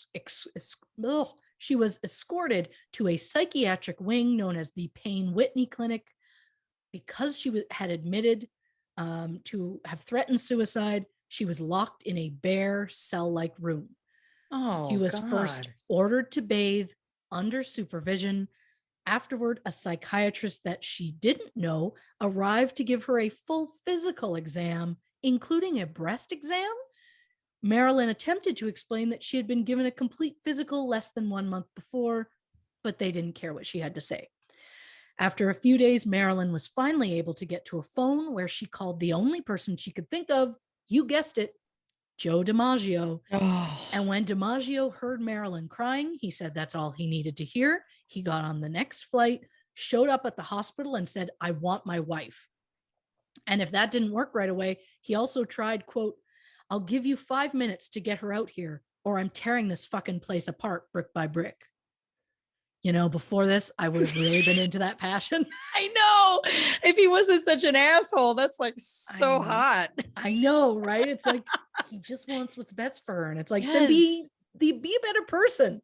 I know. So Marilyn was then released into Dimaggio's care, which feels like maybe not the medical choice to make. But thankfully, he chose to take her instead to Columbia Presbyterian Hospital, where Marilyn introduced him to everyone as my hero. That's all she needed, and he couldn't even handle that. But before we mistakenly start feeling warm fuzzies for Joe Dimaggio, Oh no. please know that after they broke up, while Marilyn was living in New York, Dimaggio not only had her phone bugged, but he also used to wear a fake beard and cover his face with the New York Times while he sat in the lobby of her building, just hoping to catch a glimpse of her. Jesus. Yeah. Wow. Then there was the time that while they were dating, Dimaggio thought that Marilyn was cheating on him. So he got his buddy Frank Sinatra to grab some henchmen and go break down the door, hoping to catch Marilyn in the act. But these dum-dums broke down the door of a 50-year-old woman named Florence Katz, who said she woke up at 11:30 p.m. to Frank Sinatra and Joe Dimaggio just standing over her. She screamed. They left. The cops came. Their names were conveniently left out of the official report, but Sinatra paid the woman $7,500 in an out-of-court settlement. Dimaggio denied ever being there. Okay, I have a lot of comments on this one. Hold Please, on a second. Please. First of all, this poor woman, imagine calling the police and going, police, help, I just woke up and Frank Sinatra and Joe Dimaggio were standing over my bed. Immediately, they're going to be like, call the psych ward. Like, this poor woman. I like that they're like, okay, we know where she's going to be. It's going to be great. We're going to go for it. And then they broke down the wrong door. I hope she was cheating somewhere else, and I hope she was having a great time. Yeah. There it is. Oh. But just what a weird, and I love that nothing says more like it happened than paying somebody off. Oh yeah. You know? So if Frank says it happened, fuck off, Dimaggio. It happened. Can I also just say, and I don't want to like step on any toes or like no spoilers, but like mob? Like Joe DiMaggio just calls up Frank Sinatra and is like, get some goons. Like, you can't tell me that Frank Sinatra doesn't have, he's dead, right? Didn't have an inn, right? So there has to be. It's just interesting to me, like that, just especially considering she died under mysterious circumstances. I'm sure you're going to get into all of it, but it's just interesting that it's like, so it was that easy for Joe DiMaggio to be like, hey, Frank Sinatra, could you get a bunch of goons to come with me and try and attack my ex-wife? Like, it's very dark. Yeah. And in no way surprising based on things I've learned about Joe DiMaggio. I think it seems again, very on brand. Yeah. Patriarchal side note. Oh, in 1954, 20th Century Fox wanted Marilyn to do a movie called The Girl in Pink Tights, where she would be top billed and receive $1,250 a week, while her co-star, Frank Sinatra, would be paid $5,000 a week. Marilyn said no, so the studio put her on suspension and tried to test other actresses in her role. Like another girl could come in and just be Marilyn Monroe. Yeah, come on. Well, maybe Michelle Williams. There it is. She's brought it back. The studio then gave Marilyn the script and asked her to reconsider, but she read it and went, oh, then really, no thanks. The movie never ended up getting made. The studio lifted her suspension and she filmed the movie There's No Business Like Show Business. But the point is, 5,000 compared to 1,250. Come on. So Marilyn and Dimaggio thankfully never rekindled their romance again. Marilyn did, however, date a 26-year-old screenwriter named Jose Bolaños, and some say she had affairs with both John F. Kennedy and his brother Robert Kennedy. Neither relationship can be confirmed, although numerous people who were there claim that it happened. Years before, Marilyn briefly dated a fellow actor named Peter Lawford. In 1954, Peter married Pat Kennedy, sister of JFK and Robert, aka Bobby Kennedy. And because Peter and Marilyn ran in the same social circles, they were still friendly. And Marilyn became rather close with Peter's wife, Pat, Marilyn actually met JFK at a Lawford dinner party on November 19th, 1961, and it has been said that Marilyn and JFK used to use Lawford's beach house as a meeting place. But despite the rumors of a relationship, there seems to be only one photo in existence that contains Marilyn and either of the Kennedys. In this case, it's actually both of them. And that was taken after the infamous JFK birthday celebration. On May 19th, 1962, there was a gala all-star show and political fundraiser at Madison Square Garden to celebrate JFK's 45th birthday. Marilyn was set to perform, and I can't help but wonder if that's why Jackie Onassis didn't go. It was simply said that Jackie, quote, opted not to attend. But Marilyn showed up way later than she was supposed to. But when she showed up, no one really gave a shit how long she took to get there. The lights go out, the building pitch black. A spotlight comes on, and Peter Lawford introduced, quote, the late Marilyn Monroe. Marilyn comes out in a Bob Mackie custom dress that was literally one layer of sheer silk fabric and 2,500 crystals hand sewn across it. It gave the appearance that she was wearing nothing but diamonds. Fashion side note: the dress was bought by Ripley's Believe It or Not at an auction in 2016 for $4.81 million. Marilyn sang Happy Birthday, and while it was only seconds long, it brought the house down. Some called it a very public seduction, and JFK said, quote, and now I can retire from politics after having had Happy Birthday sung to me in such a sweet, wholesome way. So at this point, there is a huge rumor going that JFK and Marilyn were having an affair. But some also say the affair ended soon after and that JFK passed her off to his brother Bobby, which they say is just how it worked between them. That when JFK was done with a woman, he'd let Bobby pick up the pieces, which is gross. And as far as Blanche is concerned, the only male Kennedy worth taking a second glance at is JFK Jr. The rest, no thank you. For some reason, I thought you were going to say Jamie Kennedy.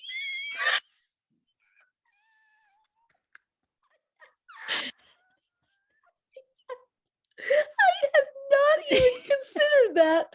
But gosh, I wish I did for the joke, if nothing else. No, I was Googling pictures of John there. They called him John, didn't they? I don't know. I was Googling pictures of JFK Jr. and I forgot. I forgot that he had the looks from that entire family. Yeah. Shoved into his face. He did.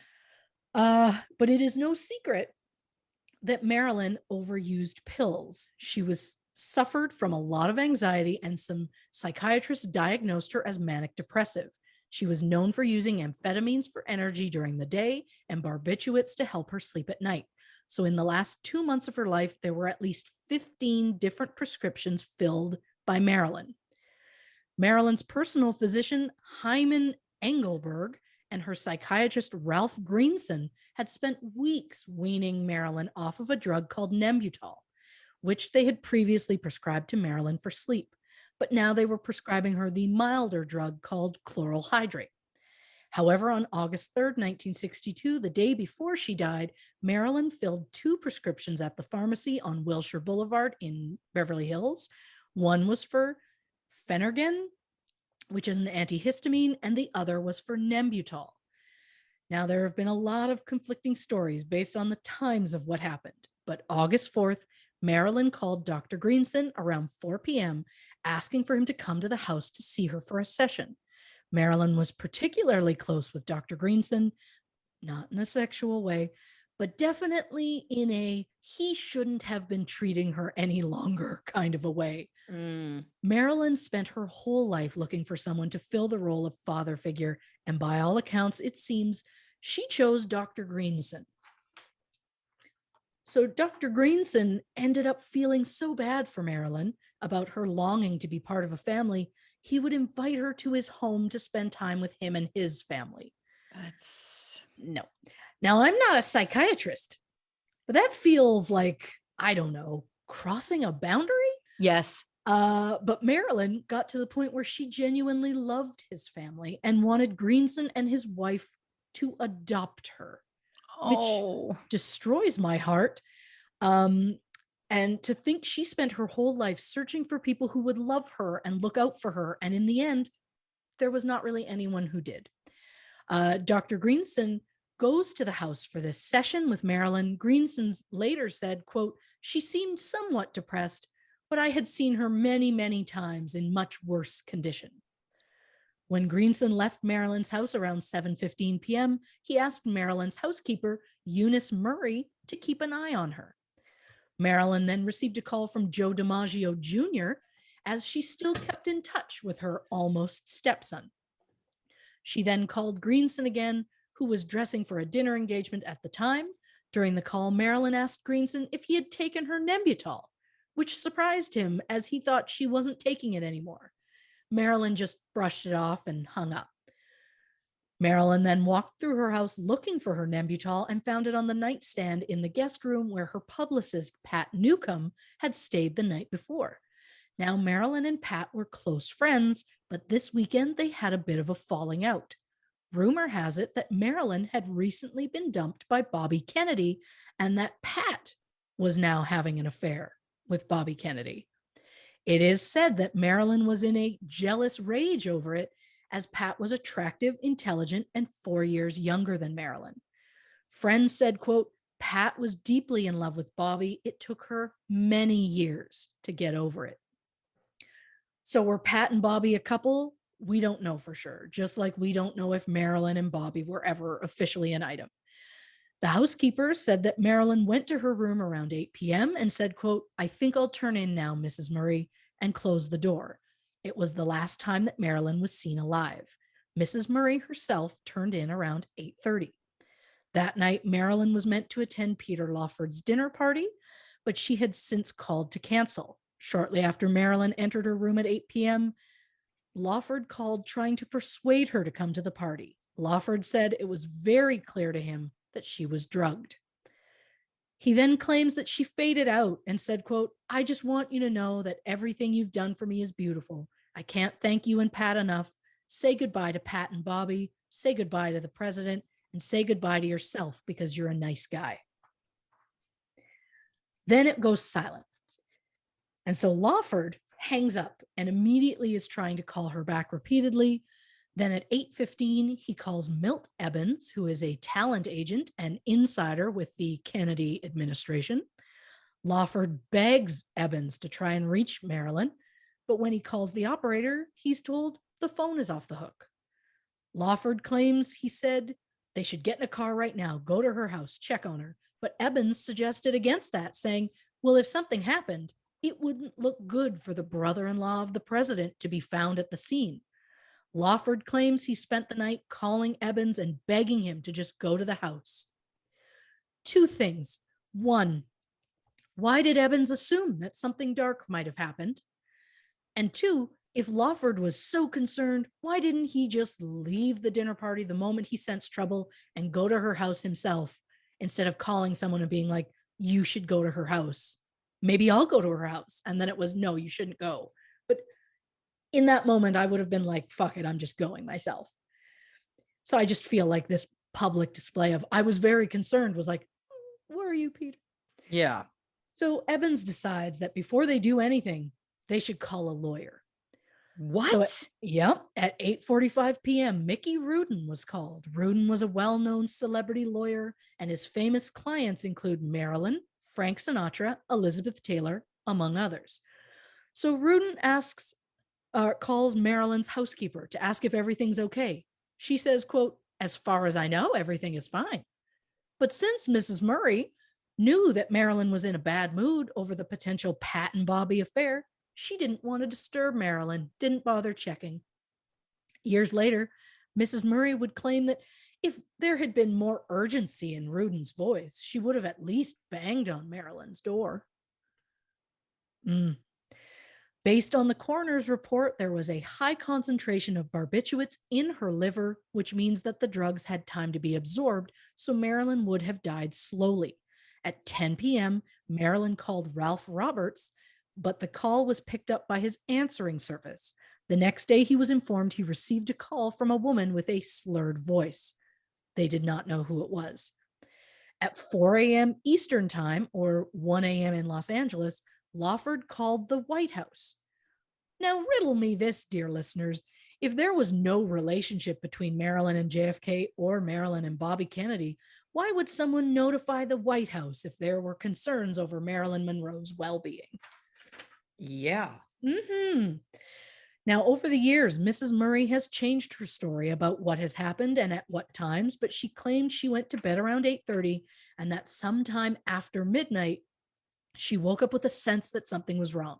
She got out of bed to check the house, and that's when she noticed the phone cord was going into Marilyn's room under the door. This was unusual for Marilyn as she never slept with the phone in her room. She would always put her private phone in a spare bedroom with the house phone and then cover them with pillows and blankets so she couldn't hear them if they ring. Mrs. Murray also noted that Marilyn's bedroom was locked. So she goes outside through the front window just to look in, see what she can see into Marilyn's bedroom. She said, quote, "I saw Marilyn lying on the bed, face down, nude. The light was on, so everything was wrong." So she called Dr. Greenson at around 2 a.m. And if it was me, for one thing, I would have checked the first time somebody called. But at this point, I'm either breaking in myself or I'm calling a doctor, not a psychiatrist. But Yeah. Greenson arrived less than 5 minutes later, which I have a lot of questions about as well. He used a fireplace poker to break one of the windows and climb into Marilyn's bedroom. He said Marilyn's body was cold and blue and the receiver was still in her hand. Greenson then instructed Mrs. Murray to call Dr. Engelberg. Then, for reasons that no one has ever clarified, Greenson, Engelberg, and Mrs. Murray waited 2 hours before contacting the police. And if that wasn't sketchy enough, later Mrs. Murray would say Marilyn's door didn't have a lock on it. What? Yeah. Okay. Police were notified at 4:25 a.m. and Marilyn was pronounced dead at the age of 36. The autopsy estimated her time of death between 8:30 and 10:30 p.m. Toxicology reports revealed that the dosages found in her body were several times over the lethal limit, with most being chloral hydrate and Nembutal. There were no signs of external wounds or bruises on her body. Marilyn's doctors stated that she had been prone to severe fears and frequent depressions with abrupt and unpredictable mood changes. So, with this in mind, combined with the fact that there didn't seem to be any indication of foul play, the chief coroner of Los Angeles County, Theodore Curfey, held a press conference to say Marilyn's death was caused by, quote, self-administered overdose of sedative drugs and that the mode of death is probable suicide. Since Marilyn didn't have any family who she was close to, Joe Dimaggio stepped up and organized the funeral. So he did one thing right. Well, That yeah. was something. Curious side note. Mrs. Murray claimed that she awoke up at midnight, but later would say she woke at 3 a.m. and called Dr. Greenson. And when he discovered that Marilyn was dead, they called Dr. Engelberg, who arrived at 3:50. If she was in fact dead when Dr. Greenson arrived, why weren't the police called immediately? And why did Eunice change the time to say she suddenly woke up 3 hours later than she did? What's going on here? And that, dear folks, brings us to the theories. I love it. Theory 1, suicide. Yeah.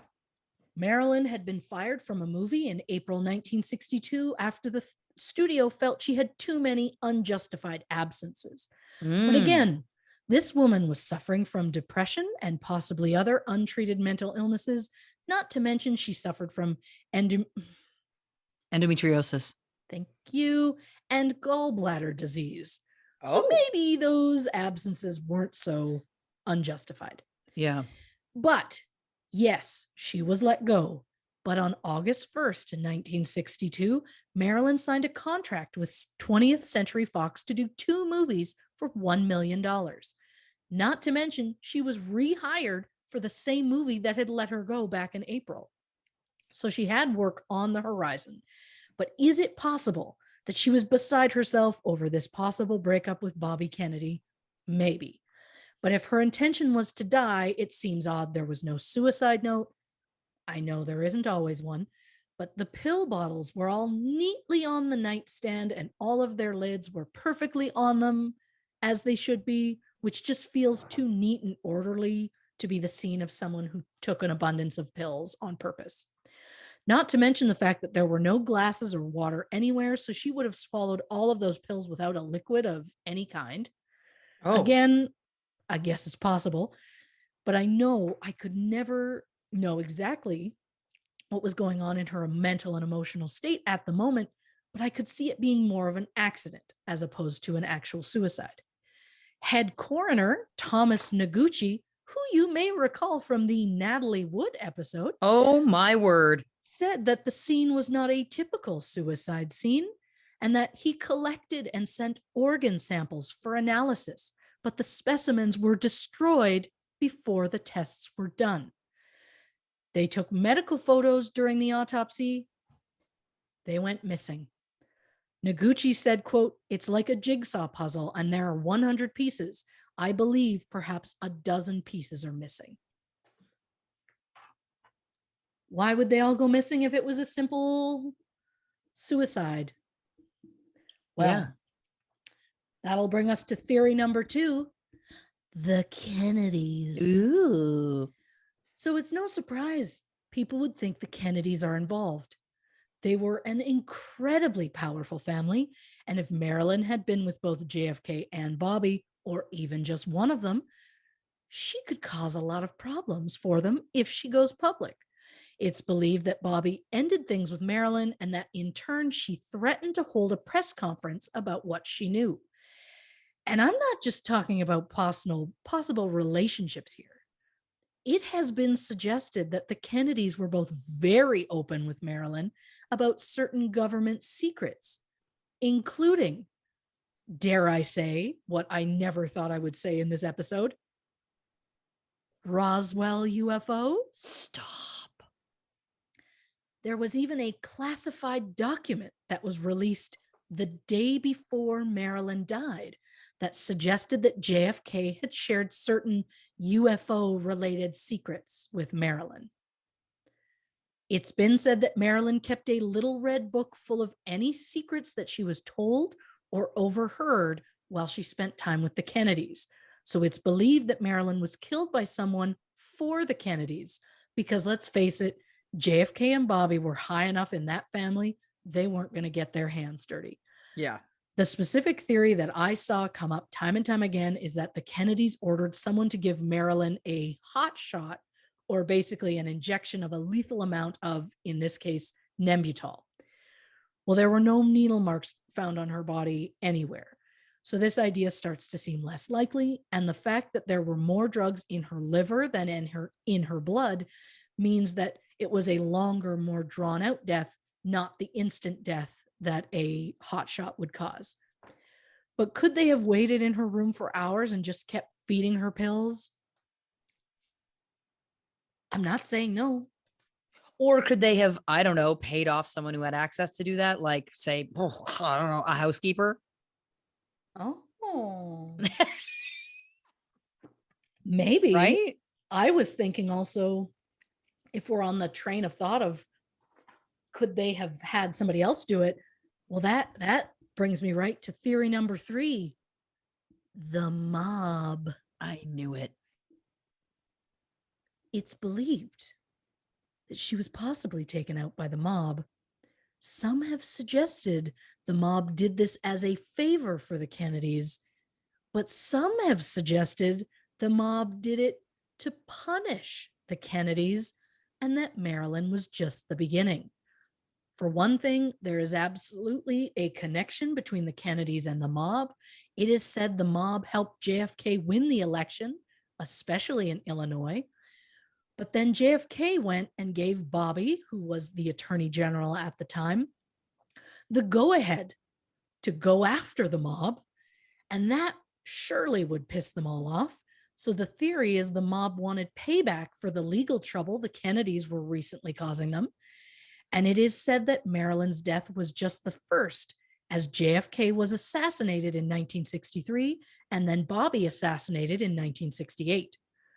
Chicago mob boss Sam Mooney Giancana, Giancana is said to have admitted to killing Marilyn. His mistress, Judith Exner, said that Giancana had confessed to eliminating Marilyn as a contract killing. In a book written by Giancana's brother and nephew called Double Cross, they claim Giancana admitted to eliminating Marilyn with a Nembutal laced suppository. I didn't think we were going to end up talking butts, but here we go, folks. Well, that's not since the Hugh Hefner bit. Well, I mean, it turns out this whole thing just comes full circle. Yeah. According to the autopsy report, the lower portion of her colon was discolored, so some have theorized that it could be from a suppository of some sort. However, others have said, well, a coroner would have found the outside casing of the suppository somewhere. It would have either still been in there or it would have come out. But what if it did come out first? Sure, they didn't see it at the scene, but when police arrived at the scene at 4:25 a.m., they noted that Mrs. Murray was running the washing machine. Who does laundry at 4:30 in the morning unless they're cleaning up something, I don't know, incriminating? Was she helping the mob or was she threatened to help them? Who knows? I'm just saying, Mrs. Murray is sketchy at best. Yes. But why would the mob want to take out Marilyn? Did they do it to punish the Kennedys or to help Marilyn, help the Kennedys if Marilyn had threatened to go public? Well, the mob claims the reason that they did it is because they were ordered to by the CIA.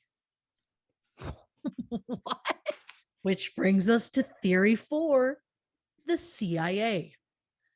Did the CIA have the mob take out Marilyn, or did they do it themselves? It has been suggested the CIA took her out with a Nembutal laced enema. Eunice Murray had admitted that she administered enemas to Marilyn frequently for health reasons. So is it possible? Maybe. Would that explain why she was doing laundry at 4:30 in the morning and how Marilyn's body seemed almost placed on the bed instead of she was laying specifically like that? I think so. But why would the CIA care about what Marilyn Monroe did?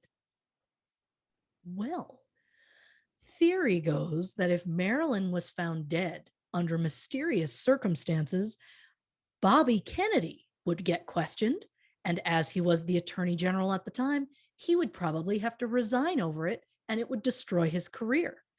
And with the link to JFK, he would potentially also have to resign, especially when a phone number to the White House was found on a piece of paper in bed with Marilyn.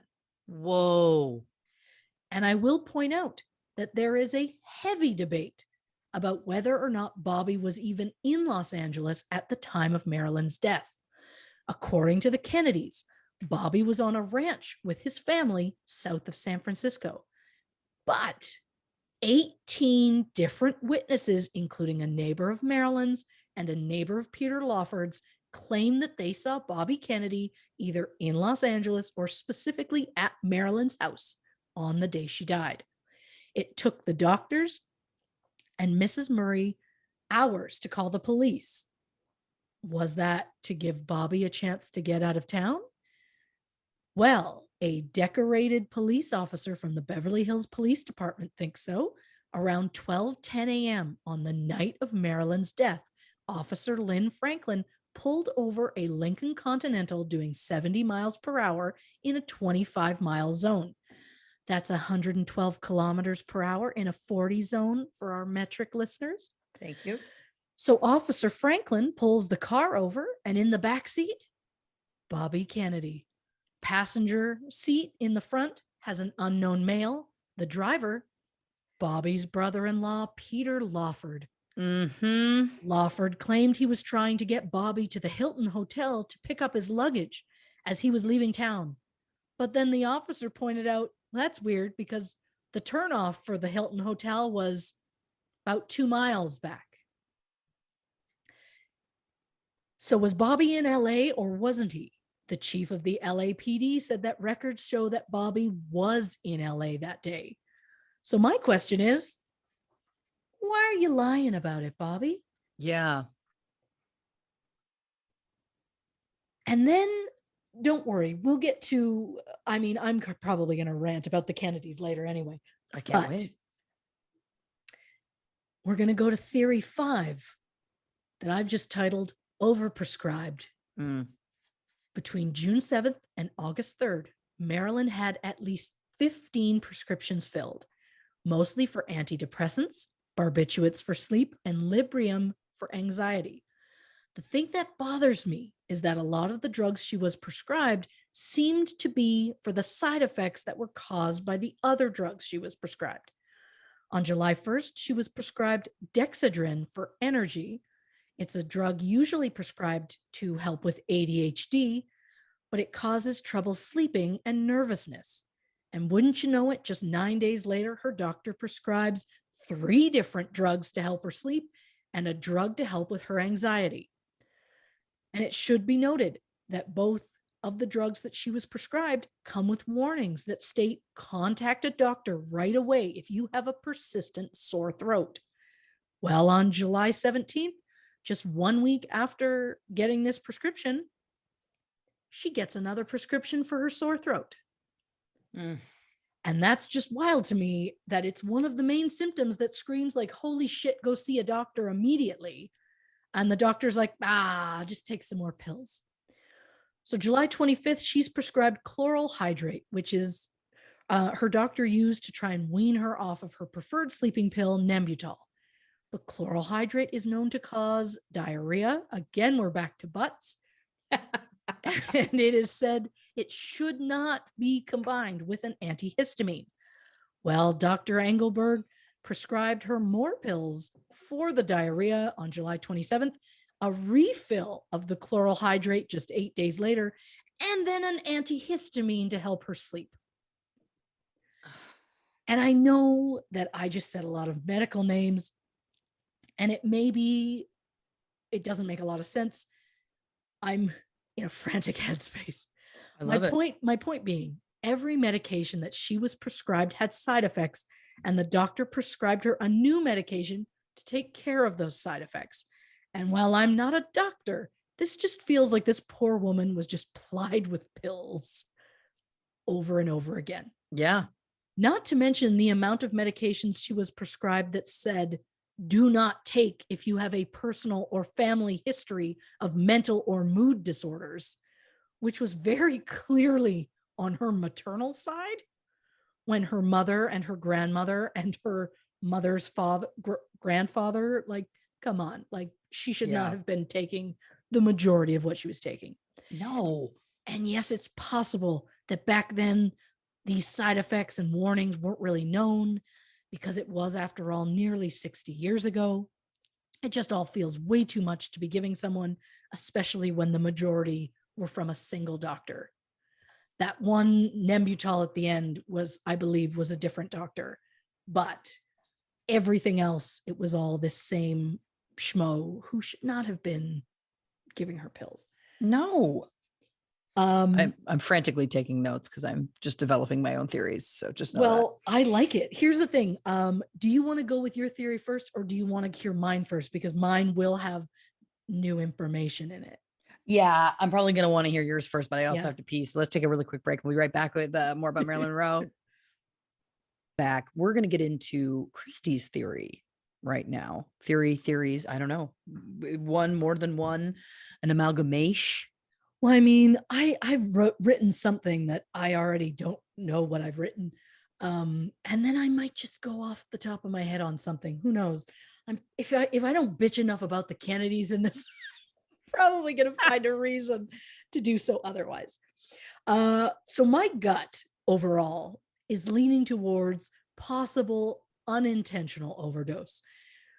Although I think the doctors were glorified pill pushers for her, but I can't help but think some of the conspiracy theories might be onto something. It is well known that both the Kennedys and the CIA bugged Marilyn's house.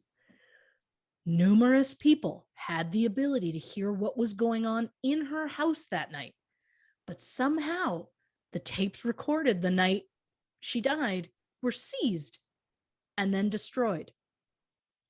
And if she was alone when it happened, why would those tapes matter at all?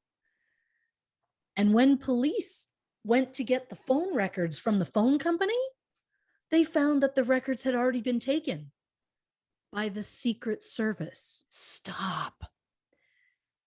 And the police files on Marilyn's death were, quote, destroyed in compliance with departmental procedures. Okay. Mm-hmm. It's because they were told to. Yeah, exactly. So it all just feels like a cover-up. I think she was in a relationship with Bobby Kennedy and that she was upset to learn that Bobby was ending things because he had started seeing her close friend, Pat Newcomb. And I think that she was taking pills and that she may have threatened to come forward with an affair, which could have destroyed his career, especially since he wanted to run for president someday. And maybe he just kind of kept feeding her pills until she stopped breathing. I don't know the logistics of it, but I think that the Kennedys are involved somehow. And the fact that JFK was assassinated less than 18 months later, and the fact that the man who assassinated him, Lee Harvey Oswald, was then murdered 2 days later by a man named Jack Ruby, who was an associate of Sam Giancana, the mob boss, and that Jack was not a member of organized crime himself, but, quote, had significant number of associations and direct and indirect contacts with underworld figures. Jack Ruby died in prison 4 years later from lung cancer. So did he know he was going to die? So he willingly did this favor for the mob because it didn't matter what happened to him. Why take out Oswald? This is what my brain looks like when I'm researching. I'm like a snake eating its own tail. I'm just over and over. My brain is devouring itself because that's literally how it goes is, oh, okay, so Marilyn, JFK, Lee Harvey Oswald, Jack Root, like it does not stop. My point being, I think the Kennedys were just a few of the men who mistreated Marilyn her whole life. And I think they're shit is my point. And I did see in one of the documentaries, I can't remember which one, that there were big stories about like, oh, the Kennedys are involved, but they didn't get put in North America. No North America news ran it. Everywhere else internationally ran it. So if you were like UK, Australia, whatever, you saw stories about they think the Kennedys are involved. Whereas in America, especially, it was nope, nothing came out about them because they are that fucking powerful, which I'm terrified of and also grossed out by and also a little jealous of. She's back to wanting power and fries. Of course. Always fries. Just assume I always want fries, you know? Yep. Oh yeah. Spencer and I have a standing rule. If he ever is picking up food and I say, don't get fries, just get fries. Just get fries. I don't know if it was a tweet or what it was, but it was like if you ever stop at a gas station, just get your wife a snack. Even if you think she doesn't want one, always get her a snack. And yes, be safe and get the snack. I always want the snack. Always get the fries. Always get the fries. Don't listen to me. I don't know what I don't want fries. I always want fries. Yeah. Right now you doesn't, but 5 minutes from now you wants those damn fries. Yep. Just get all the fries. Time. Get the fries. Okay. Wow. This is wild. Yeah. I mean, I have lots of thoughts. I can't wait. I mean, I didn't expect to bring up butts. I didn't expect to bring up aliens. Aliens and butts, but not in the way you think. Um, I didn't expect a lot of these things to come out, but I expected to feel a lot of anger for the Kennedys. I mean, I've also heard that there was a document in the FBI that came out amongst the FBI that implicated Bobby Kennedy in her murder. Really? And somebody saw it and immediately just shoved that so far down deep that no one could find it. Which, come on. I mean, I think easily that she probably dated both of them, but I think she was with Bobby, and I think he dumped her because he was very clearly seeing this other woman who, especially according to Peter Lawford in her long drawn out, like, say goodbye to everyone, you're so lovely, it was say goodbye to Pat and Bobby, as though Pat and Bobby were a couple, not Bobby and his wife. I can't recall what her name was, but it was not Pat. So obviously, at least what they're trying to make us believe is Marilyn in that moment was like, they're a couple. And if this woman supposedly took years for her to get over Bobby dying, it's like they were probably a couple. So yeah, I would be a little angry and jealous, rage, and jilted if the person that I was into left me for a younger woman, especially when it's somebody I know. I mean, Yeah, I don't think you're wrong. I don't think you're wrong there. Now, how do we know that this Pat woman isn't involved in Marilyn's we death? don't. Yeah. I just feel, it just feels like there are only multitudes of people who all have opportunity and all have some varying degree of motive. Yeah. It's interesting also. It's so sad. Like what a sad story overall, because again, it just feels like this is somebody who just got, used and abused by literally everybody, like right up to her death. Yeah. I have a few thoughts. Yeah. So go with me on this. Okay. You gotta love it when that's how it starts. You said that, and I've taken a lot of notes. You've said that Mrs. Murray, that the housekeeper, Yeah. routinely gave Marilyn enemas for health reasons, quote unquote. Is it possible? And now I want to preface this by saying, I don't think that this is a thing. Okay. Okay. I'm not saying that I think this is what you do. Yes. But is it possible that they had some sort of arrangement where if Marilyn took too many pills, then Mrs. Murray would try to flush her system and give her an enema to try and move things through? Go with me. Sure. Let's say that's just a standing thing they have. Yeah. Okay. Okay. Because an enema will also, it will clean you out and stuff like that. I don't know whether there was potentially logic there or that they had.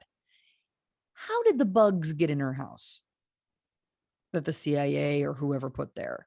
Someone has had access to her house without her knowing. She didn't agree to that, I'm assuming. Yeah, as far as I know, she didn't know about it.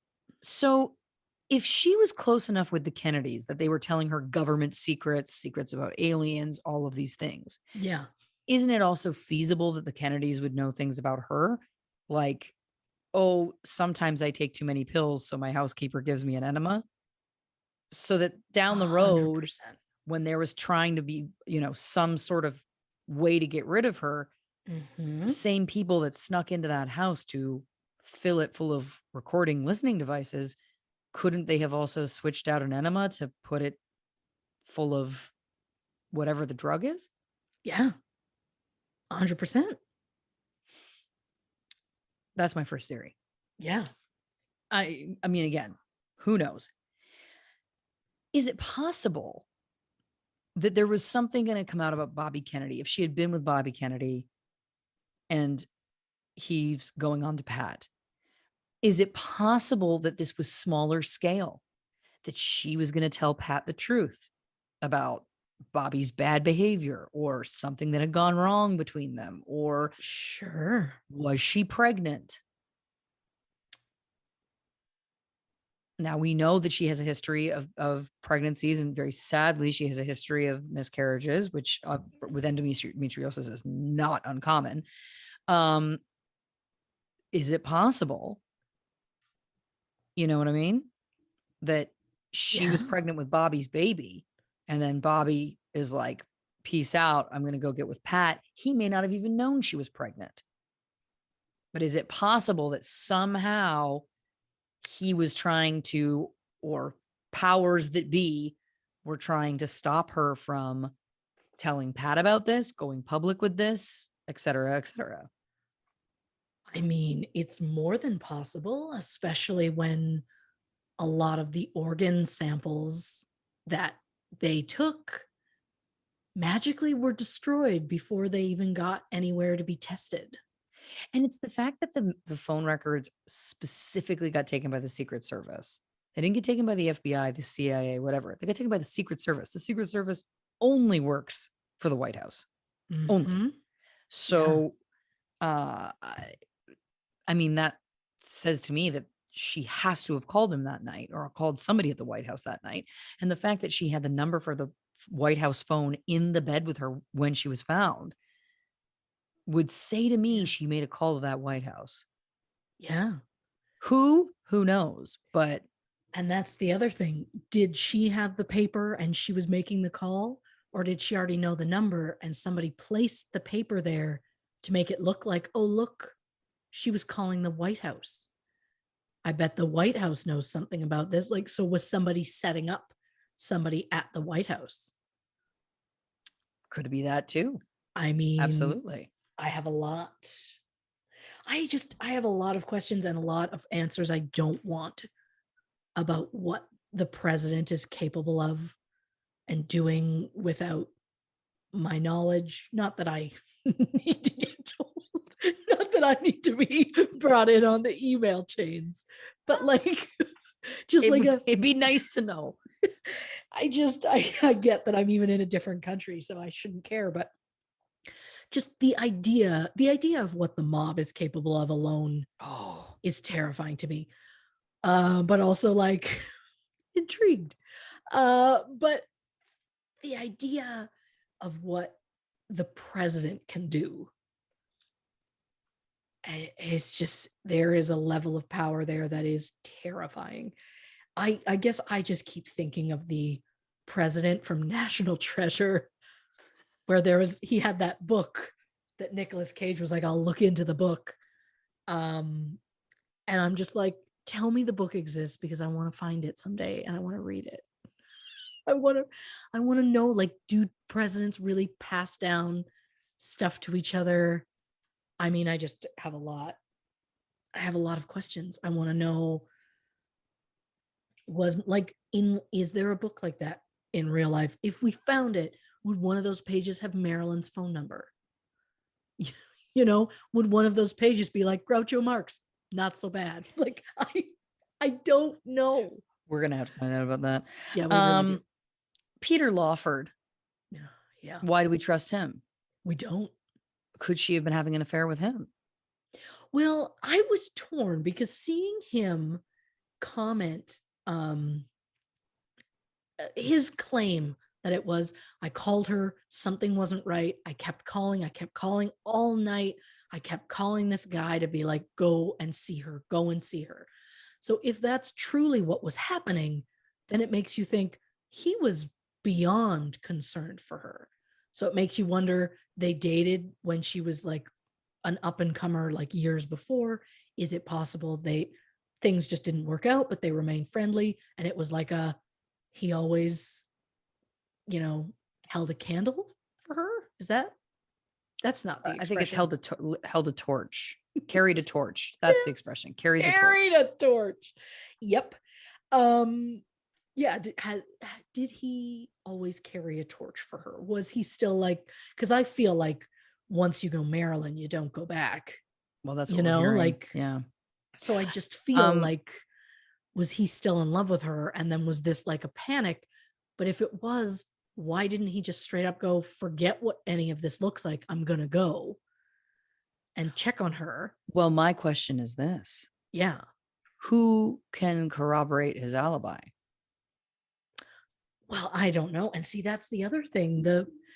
If he was, I think the whole like, oh my God, I need to get there. I'm panicked. I feel like that was an act. Because at first, when I read that, I was like, oh, I think he really loved her. But then I read about the cop who's like, I pulled over the car and he was driving. So then I'm like, oh my God. So it was just a whole lie the whole time, being like, did he have someone at his house calling that number repeatedly so that if phone records checked, it was like, oh yeah, it matches his story. They were calling this person, the number matches up or whatever, When you where first he said it to wasn't really me, home. that was my gut. As I was like, why are we like it just why is he making it sound like he's so concerned? Because you're right. If he was that concerned, why wouldn't he just go? My point is, what if he was there the whole time? There is somebody making these calls for him or whatever. What if he was there as actively as a part of this the whole time? Because the problem is that there is nobody involved here whose word we can take. We can't take the housekeeper's word. And it feels to me like she has to know something. Now, whether she was paid Yeah. off or threatened with her life, who knows? There's a variety of reasons why she could be complacent and quiet, keeping quiet, or Yeah. went along with whatever. But to me, it just seems unlikely. It just seems unlikely that that his story is true. I just don't buy it, especially then with the Yeah. detail that he got pulled over that night, right? Like it's Yeah. That's the thing. I don't know. I just, to go, to be like, I was so concerned, but to go over the top. And if you were genuinely that concerned, you're just going to go. And the fact of, if you were that concerned and you had gone, you could have saved her life. yeah. So if you were really that concerned, which I don't think you were, because I think you were actually driving her ex-boyfriend out of town so he could quickly get a private helicopter or private plane or whatever, get back to where he claimed to be. So the next morning he could be like, I've been here the whole time. What about this? Yeah. Peter Lawford, Bobby Kennedy, Pat, Mrs. Murray, Yeah. Marilyn are all at Marilyn's house. What if it's like not an intervention, but what if they've sat her down to tell her, listen, Bobby and Pat are a thing now? Oh, And she doesn't react well. She takes a mitt full of pills or whatever. She makes the phone call we know she made, or we're yeah. trusting that detail to be true. Yeah. Right. Yeah. Because I also feel like everybody can be bought and make up lies. And so it's 100%. tough to know if anything is true. But let's say that that's true. So maybe she takes a mitt full of pills and it's chaos and whatever. And then when things escalate, it's like, holy shit. And that's why there's that discrepancy of time where we got to get shit into the wash, Mrs. Murray. We got to get this area Yeah. cleaned up. We got to get Bobby out of here before we call the cops. I got to get Bobby to the airport and back Yeah. before we call the cops. I mean, it's possible. Right? Yeah. I mean, again, there have to be, those Kennedys have to be involved somehow. And the detail that he was seeing this other woman instead, someone she knew, she's not going to take that well. She's not going to take being rejected again, very well. Oh, I Well, and mean, then my only other point that I have at this point that I yeah. felt like I wanted to hit on, if the autopsy results are true, and again, Yeah. let's just say that they were, because we can go back and forth with like everybody could be bought off and all of this could be lies, but let's say it's true. 100%. If her time of death is between 8:30 and 10:30, Yeah. right? Yeah. She goes to bed at 8. She takes whatever, she takes enough of whatever to potentially die within a half an hour. But we know that there's so much in her liver that it's a long, slow death. Yeah. Then wouldn't one argue that she would have had to have been taking that stuff into her system far sooner than 8 o'clock? You would think so, if it's possible that she was dead by 8:30. This is what I'm saying.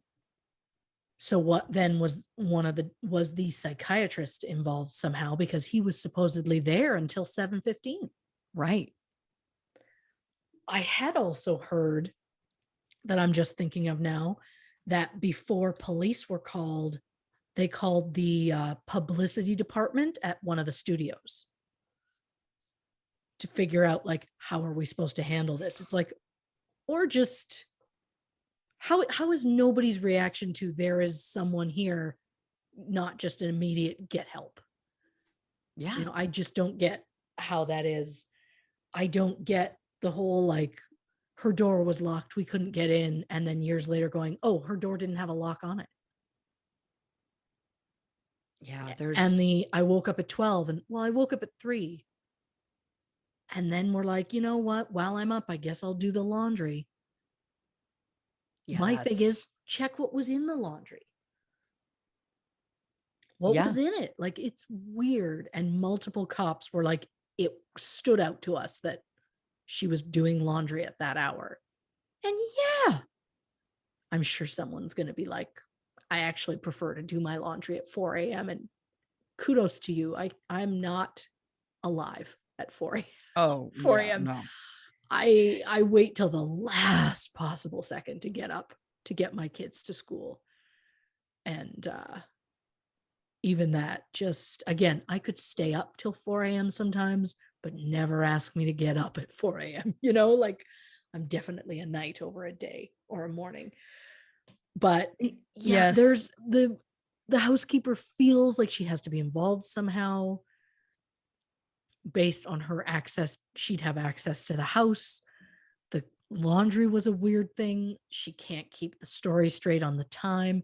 And I know it's not a big deal, I'm sure, but it rubs me the wrong way that she looks in a room and sees Marilyn. She's passed out. She feels something's not right. And her instinct is, yeah, I'm going to call the psychiatrist. Yeah. What would the psychiatrist do in that moment? And the answer is supposedly break a window and get in and go, we should call an actual doctor. Psychiatrists are actual doctors. I mean, a medical doctor. Medical doctor. Yeah. Yeah, a medical doctor. So it's just, he was not the call to make. No. And also at that point, if you're like, oh, well, by the time we got there, she was dead, I guess we'll call her doctor. And it's like, or then also call the police and be like, we found her like this. I have one other thought. Oh, I can't wait. Does it involve UFOs? I wish. Does it involve butts or Groucho Marx? Well, UFO probings are known to be a common story. No. We know that Mr. Jealousy himself, Joe Dimaggio, called his buddy Frank Sinatra and had him get his goons to kick down a door at one point. Yeah. And again, my question about that story is, what would you have done if you found her? Killed her? So let's take this from a complete new, let's look at this from a complete different direction now. Yeah. What if Joe Dimaggio, right? Because we know that he was back and forth and in and out and back and forth and in and out. Yeah. Right. What if he was one of the people who bugged her house? We know he's done that before. True. What if he learned that she was having a relationship potentially with one of the Kennedys? Two of the most powerful men in the country. You think Joe DiMaggio's ego could handle that? No, if he couldn't handle Marilyn outshining him, he's not going to be able to handle. He doesn't want to be replaced by the president or what was Bobby Kennedy, Attorney General or whatever. Yeah. How's that going to make him look? So what if he calls up old Blue Eyes again and says, "You're not going to believe this. I've been listening to the tapes, and Marilyn is having an affair, let's say, with Bobby Yeah. Kennedy. I want us to go over there and rough him up or rough her up, or who knows, Right. right? But what if there was an altercation? Now, I know there was no apparent physical damage to her body, though Right. again, do we trust the medical examiner? Because that's a whole other story. Yeah. We know that other evidence went missing. But you know what I'm saying? What if what if it didn't even escalate to physical? But what if there was some sort of altercation? Like, what if all of these things, like, came together in like some sort of perfect storm? Frank Sinatra and his goon mob ties show up with Dimaggio. She's there with Bobby Kennedy. Bobby Kennedy's trying to break up with her. Oh. Or what if that's not even true? What if that's the cover-up story? What if Joe DiMaggio had Frank Sinatra bring his mafia guys over and they did kill her because she was in a relationship with Bobby Kennedy, and the Kennedys and everybody spun a story that he had just broken up with her for her friend Pat to make it look like she committed suicide? That gives her her own motive. What if that had no part of it at all? What if Bobby Kennedy wasn't cheating on her? Oh, if Bobby Kennedy genuinely loved her and was good to her. But he wouldn't be in death, right? If this was true. So true. But the point is the idea. I mean, I also realized he was cheating on his wife with her. So it's not like he was, 100%. It's not a romance. It's not a romance. Yeah. But you see what I'm saying? Like, what if Yeah. the Pat story was a red herring? What if that was the spun story after the fact to make it look like, well, Marilyn flew into a jealous rage. She was inconsolable. It was her friend, 4 years younger than her. Oh, how sad for Marilyn. What if that's all bullshit? That's a good point. Well, I also could not love more that it was almost like you were reading a Mad Lib. So we've got Frank Sinatra and Joe DiMaggio and Bobby Kennedy. You don't think they all link together, but they do. They do. That's a great point. Where was Joe DiMaggio? Her only savior always, the man she was touting as her hero always, and he had nothing to do with this. Huh? Okay. Huh? Yeah, the man idea again that it who was we like she's not coming back to you. You can't tell me he just went, all right. and again, there's a difference between nerdy author Arthur Miller and the president of the United States or the attorney general of the United States. You know what I'm saying? Like, Yeah. I just feel like if we know he has a past of this kind of obsessive behavior, the bugging, asking people to go break her door down because he thought she was having an affair before, if we know that he has that past, why is he? I think he needs to be on the list. Oh, he needs to be on the list. And you're right. Who finds Arthur Miller to be a threat? No one. But the idea of, because I know a lot of people seem to find the Kennedys attractive. Plus, if you factor in that level of power, come on. And at that point, he wasn't even at like his baseball peak. At that point, he'd retired. And he was, doing sports commentary and running a restaurant. Or I guess he just owned it specifically. But compared to the president or somebody from his cabinet, I mean. One more thing to add to this. Oh, please. We also know that the message that was apparently left for Ralph Roberts at 10 o'clock by Marilyn, all that was said was it was an extremely drugged sounding woman. That could have been Mrs. Murray. Why are we assuming that for sure was Marilyn? Any woman could impersonate her, especially if someone was around her all the time. And you think if you just start slurring your speech and right, like, why are we trusting that? She could have been dead by then. And then whoever, whether it's Mrs. Murray or Pat or another woman that we don't even know about. Yeah. If Marilyn was already dead by 8:30, let's say, and this call goes at 10 o'clock, again, that's trying to subvert from the facts and subvert from the evidence, right? Yeah. Who's to say?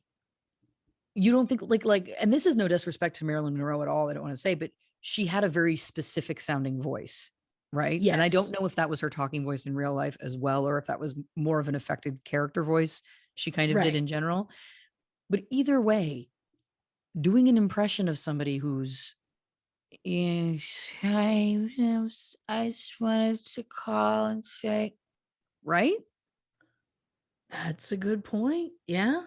It was a woman who sounded drugged. That was what the messaging service said. There was nothing on there that gives any proof that that was Marilyn. That's true. In a 'Cause, court yeah, of law, they that's not gonna hold up. There's no proof. There was another woman in that yeah, house. There's no proof that that couldn't have been somebody impersonating her. that's a good point. Oh, this is why we do this. Yeah. It really is.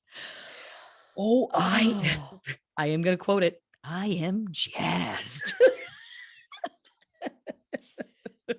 My hope is every time you wear that shirt, that's how you feel. Oh yeah. I mean, I'm not No? jazzed that this happened to poor Marilyn Monroe, whose No, poor of life was course not. so sad. But it just feels to me again like there is a bigger story here that I think it's safe to say no one will ever know the truth about. When you're bringing in government organizations like the CIA and you're bringing in things like the mob, there's no way that we will ever know the truth because everyone has a price. And sometimes that price is the fear of your own life or the fear of the life of your loved ones. I'm not saying again that people who took part in this were necessarily bad people. Could have been operating under duress. We don't know. Yeah. Point being, I think there's a lot more possibilities. Oh, 100%. Not to mention the fact that it's been next year, I believe, is 60 years since it happened. So if it's gone this long, anybody who could be like, okay, yeah, is probably not around. Like, who in that situation is still alive today? Arthur Miller died years ago. Joe Dimaggio died in 99 or in the late 90s some point. Peter Lawford died. Like, both of the Kennedy, like everybody almost in that situation has died. So no one's going to be saying anything. Nope. Hmm. Final Oh, batshit thought. astral projection. From the womb. No. Like that. What if this is cuckoo bananas? Okay. I get it. But you made the connections from Lee Harvey Oswald, right? Yeah. Who knew? Yeah. What if Joe Dimaggio is behind the killing of JFK and Bobby Kennedy? What if he's connected to that? Because wasn't the mob guy that you named that had the connection? Isn't that the guy that Frank Sinatra had the connection to? I don't know if Frank Sinatra knows him, but Frank Sinatra has connections to the mob. So it's more than possible that Frank Sinatra is connected to him. What if Joe DiMaggio had the mob take out Marilyn because he was jealous of this relationship with Bobby or JFK or both, and it wasn't enough? And so then he started to pick the other ones off too. I mean, I like where you're going. What if the Kennedys are the ones who took her out and he knows it? So he took them out because they took away Marilyn. And that way he could never have her back. I like the idea that Joe DiMaggio is the real kind of, he's got a bigger role in this than anybody thinks. That's yeah. I think there's Well, something to that. I think there's something to that if we yeah, know that he was so tight with Frank Sinatra that if he snapped his fingers, Frank Sinatra would bring the mob. I'm just yeah. saying that feels like, again, it. Think about it. I mean, I know that the second we're done this, not only I'm gonna push aside my Groucho Marx research Mhm. to quickly just Google Joe DiMaggio and the mob and see if he's related to anybody and see what happens. And or did Joe DiMaggio murder Marilyn? Because if he couldn't have her, certainly the president can't. I I mean, just think and again, this is why this is one of the ones that confounds because, like I said, we'll never know, I'm sure, what the truth is. And there's just so many twists and turns. It's very compelling. Very yeah, compelling. especially the amount of times we've brought up Joe DiMaggio. I like it a lot. I do I too. like where it's going. Me too. Me too. You know what, Christy Oxborrow, you did great work. Um, this was really well put together. This Oh, got my blood pumping. You know what I mean? Like it got my little theory brain going, which I'm very excited about. I like it a And lot. what I like is that what the people don't know is that this is going to be my obsession for like probably 3 days, I would expect. Don't you think that's probably accurate? And for 3 days, Yeah. I will text Christy constant things I find, other theories I've thought of, like for about 3 days, and then and then I tire of it and move on. But Yes. look forward to that. Yeah. And you know what? I do. I do. It's one Thank thing that I God. love, especially because it doesn't happen every time, but it happens every once in a while. But the true joke is the next day I rewatch what we've recorded and then I make the promos and then I move on. And so I have moved on to something else and I'm Uh, already uh like knee deep in another case and I'll get a text that's about somebody else and I'm like, "Oh, what was that again?"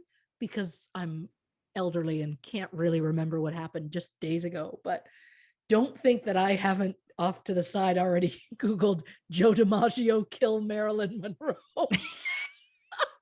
I love the grammar of it too. Well, I could only do so much while also paying attention, but I like that the first hit, Joe DiMaggio knew who killed Marilyn Monroe, knew biography details about their romance. But how much do we trust Country Living magazine?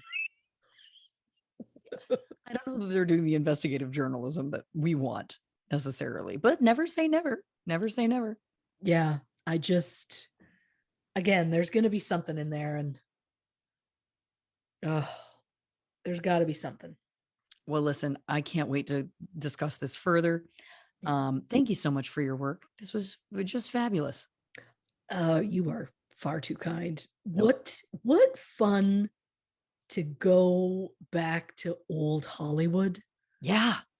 because I know a lot of the ones we do are, just very, we don't specifically choose a time. We just specifically choose the people that we want to know about. But to go back to like, I say go back to the 50s and 60s as though I ever actually was there. I was not, dear people. I wasn't even a thought or a whisper at the time. Um, but it's nice because there's that romanticizing classic Hollywood and all of that. And who doesn't think about like Frank Sinatra and like oh, he was like so huge. And then it's like, he was scum. He was a terrible person. And he keeps coming up. I like that we also do certain cases and suddenly it's like, this person was in that case. I know. I love that kind of thing because then it's like you remember our good friend and I like being able to reference back other episodes. So that's been it's been a real treat. I'll Yeah, say and that. I think it's funny too because we a lot of the cases we've covered, you're right, have been more modern, for lack of a better term. The Brittany Yeah. Murphys, those kinds of things. Yeah. Even the non-celebrities like, the famous Jean-Benet Ramsey's, Madeline McCann's and stuff like that. Yeah. It does feel it is always fun to go back to old Hollywood. As fun as, death can be. As death is only as fun as you make it. Now you're just talking in t-shirt quotes and I can't keep up, okay? I cannot keep up. Thank you so much for listening and or watching this episode of True Crime and Cocktails Famous Fatalities Edition. We so appreciate all of you. If you haven't already, please give us a follow on Instagram, Facebook, or YouTube at True Crime and Cocktails, Twitter at Not Detectives. You can also check us out on Patreon, patreon.com/True Crime and Cocktails. Also the merch store, my baby child, truecrewmerch.com, the only place to get our merch. Don't go anywhere else. And for all other questions, anything you need to find, you're confused, you're not sure, truecrimeandcocktails.com has all the answers for you. Now, Christy, do you want to tell the people about next week's episode? Because it's a special one. It is a special one. I should have thought of something else to say about it. We decided that we thought, you know what? We've done several months now of Patreon episodes. Yeah. And we've had a blast. Careful. If I start using that, you're going to have a blast on your shirt. Yep. And we've just really loved doing it. And we thought, you know what? Let's give the people just a little sneak peek, a little taste of what life is like on Patreon. Yeah. So we have taken a couple of different episodes. Yep. That we have posted on bonus things that we've posted on Patreon. And we're putting them together in what Lauren has beautifully titled Taste of Patreon. Yes, that's right. So we do bonus episodes over there. And we thought it'd be nice. We've actually just surpassed the 6-month mark, believe it or not, on Patreon. Wow. So what better way to celebrate than to share a little of those episodes with everyone else? Because we do have so much fun. And so we thought it might be fun for everyone to, have a little taste of that. So enjoy Taste of Patreon next week on the show. Until then, Christy, do you want to say goodnight to the people? Good night, people. Good night, everybody.